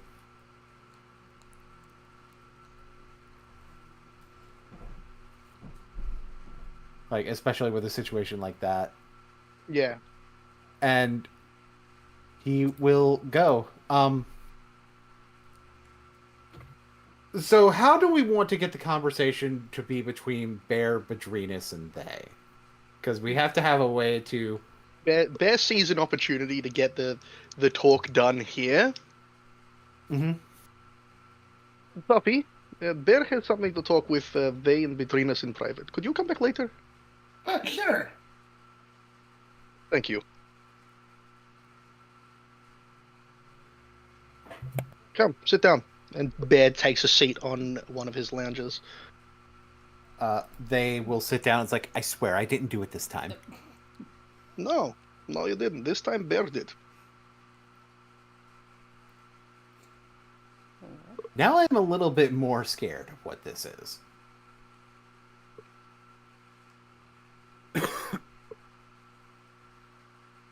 Alright. We have been given a job. You, me, to find Liliana under orders of Dorian Risk. As Bear has joined the Mir and is aware of both of your involvement. What? That letter, Bear Gods. Let's just say that he hands over the letter. It was an invitation. Okay, and then yeah, Bedrenas, yeah, she'll take the letter, but she'll hold it out for both for her and they to read.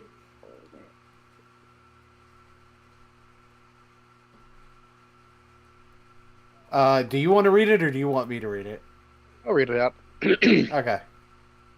I know that you'll be reading this, Bear. I think we can come to more of an agreement than I initially thought.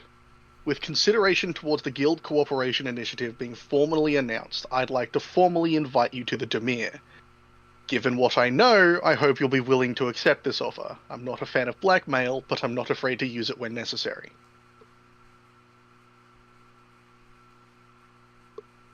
Someone finally saw through the disguise that Bear has been wearing on stage for years. Apparently he learned very early on. Somehow I'm not surprised. Somehow Bear is surprised that nobody else has seen through it. And now that I think about it, I felt really stupid when you told me. It is very flimsy disguise. Do not know why people do not see through it.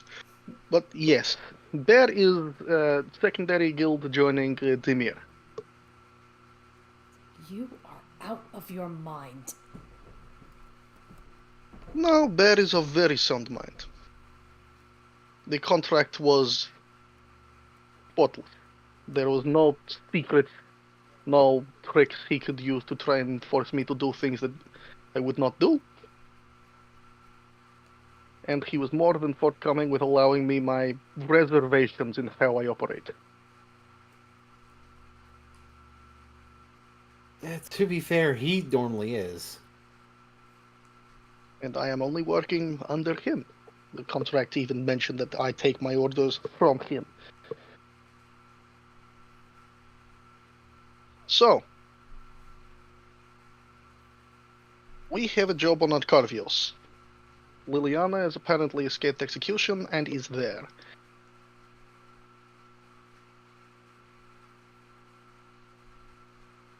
We are to find out a way to get her into protective custody handled by Risk, and we are not to mention this to anyone else in the Chasers.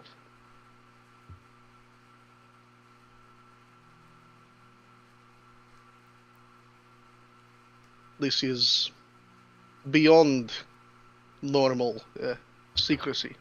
Mm-hmm.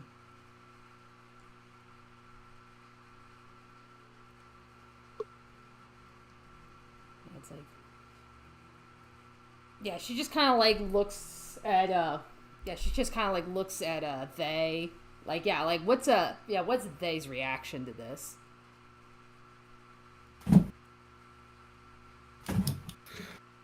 Well, you already know that they trust Bear. Mm-hmm. So they has much less of a negative opinion about this than you might think. It's like, although I do need to ask you a question. Yes. Did you tell they about already knowing that Liliana was alive? I thought they was with Bedrenas when. Okay. I think that was a while back. I didn't fully remember. If I recall correctly, I think when they went together, because I think they were confusing him for a mascot. Yes, they thought he was an inkling. Right, yes. It's like... He was like, yeah, like they confused him for the mascot. I think, and she was just like, so actually, I think Dave's response is like, Dave's more like, how does Dorian know that? You work for him. Are you not aware that he probably knows more about the things that you figure out than you do? And I don't believe you told Dorian about it, did you?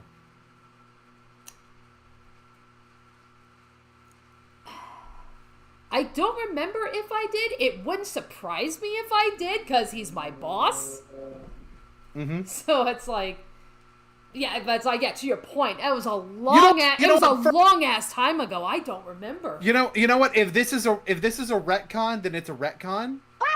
No, I remember. Yes, I was there. They was with them. Well, they was with them, yes, but it was yeah. Did we report everything that? Yeah, did we report that Liliana is on Arcavios? And that's where. No, you did not. No, you did not. Yeah, because like, I didn't think so because you were asked to keep it secret by Liliana, right? And I know, and it was like, and it was like life or death, right? In that scenario, and yeah, and I know Bedrinas has been staying tight-lipped on that, even like when like people like Eliza have shown interest in like wanting to meet her, and yeah, Bedrinas has been staying silent. Well, out of character, but not in character, because Eliza does not know Liliana is alive. Mm-hmm. And that's going to be one hell of a trip for her. So they looks to Bedrinas. He doesn't want to openly say that they didn't tell Dorian about knowing this. Mm-hmm.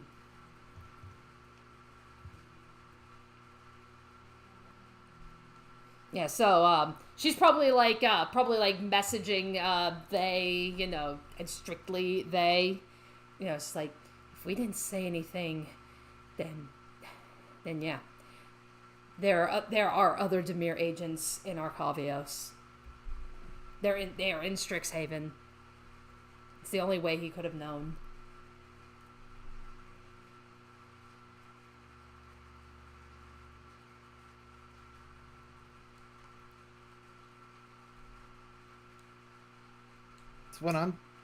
That's what I'm thinking too. I am just shocked.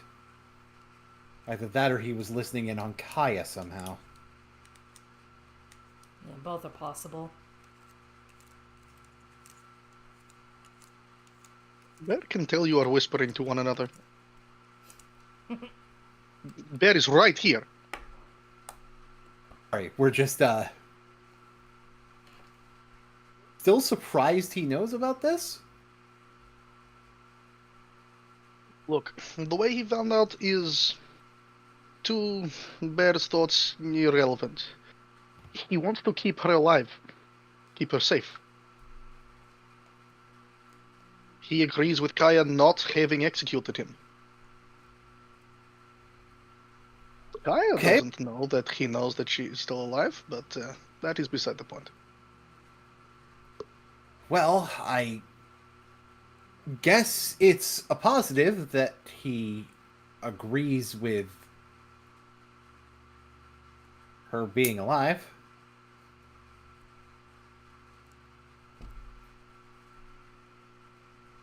It's just, yeah, it's going to be, it's like easier said than done. It's like I understand. Choices. It's like I understand the need for protection. Not many hiding places. You know, especially knowing how we have anomaly. We have a Demir agent who is with the cult. That is where Bear comes into usefulness.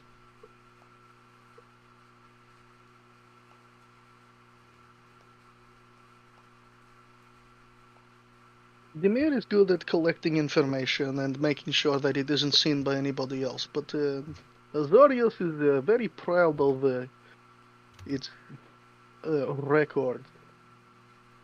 having some pull there, I could probably get a few things expunged to make it harder for her to be found.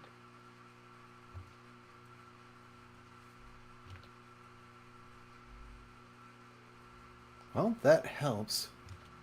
Although there is another complication that we're not really talking about at the moment. Elaborate? One of the people we'd be going to Arcavios with has seen Liliana's face. We cannot let her see Liliana's face then. Simple as that.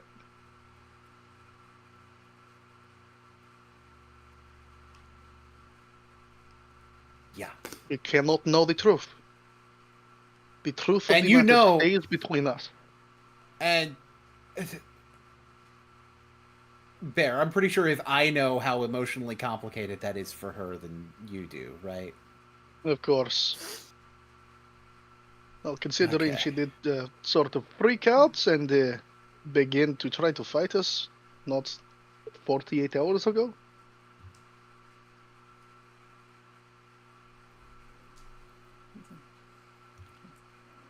He's like, in that case, if you can guarantee your safety, if you can guarantee Liliana's safety, leave Eliza to me. Second order of business. This one is less secret beyond in the chasers. We will be hunting down and bringing back one of Severus's wives. The one who has joined the cult of Bolas.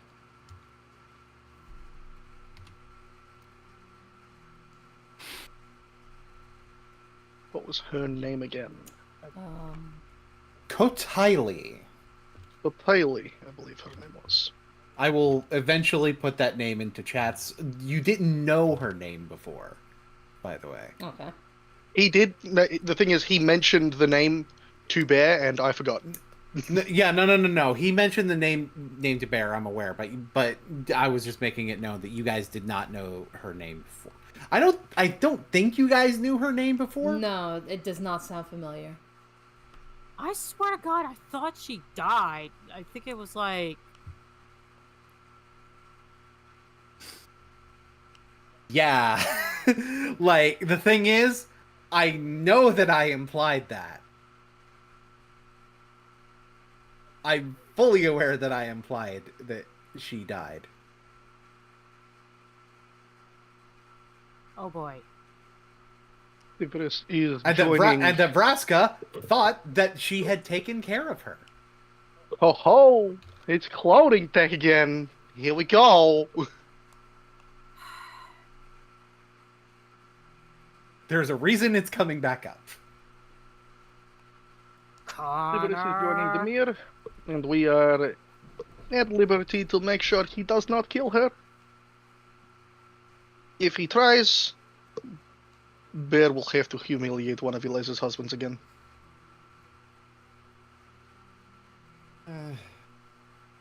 Hopefully not in front of her. Well, considering this is a not top secret one, it may end up having to be in front of her.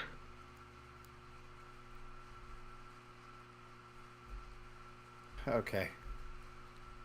This job is one we are allowed to speak to the other chasers with. Okay, that's fine. He looks over to Badrinus. Sorry, Bids. It looks like there's more taking care of Eliza to be done with all this. It's my job. You're not my mom. Fucking pigeon is back. Badrinus is team mom. And it's like, as I said before, just leave Eliza to me. And it's like, what, just watching over her, trying to keep her out of trouble. That's my job. At this point, we have murdered one of her cousins. Trouble is going to find her. Yeah.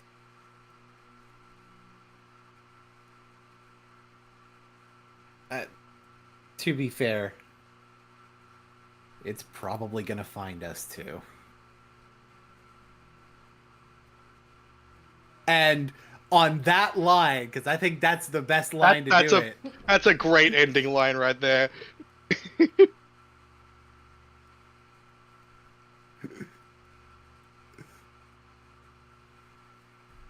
You know who? You know who's gonna bring the trouble? It's gonna be fucking Hoopa.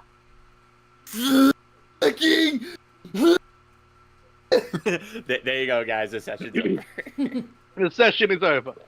I am not sorry, Jen. I will have to pick up Severus by the scruff of his neck if he tries to go feral on us. That's... Well, that's okay. You could just bring Eliza and she could calm him down. I don't know. The amount of betrayal one can feel when that sort of thing happens is sometimes overwhelming. True. Which is why it will be Bear picks him up by the scruff of the neck, and everyone else handles it so he doesn't kill her.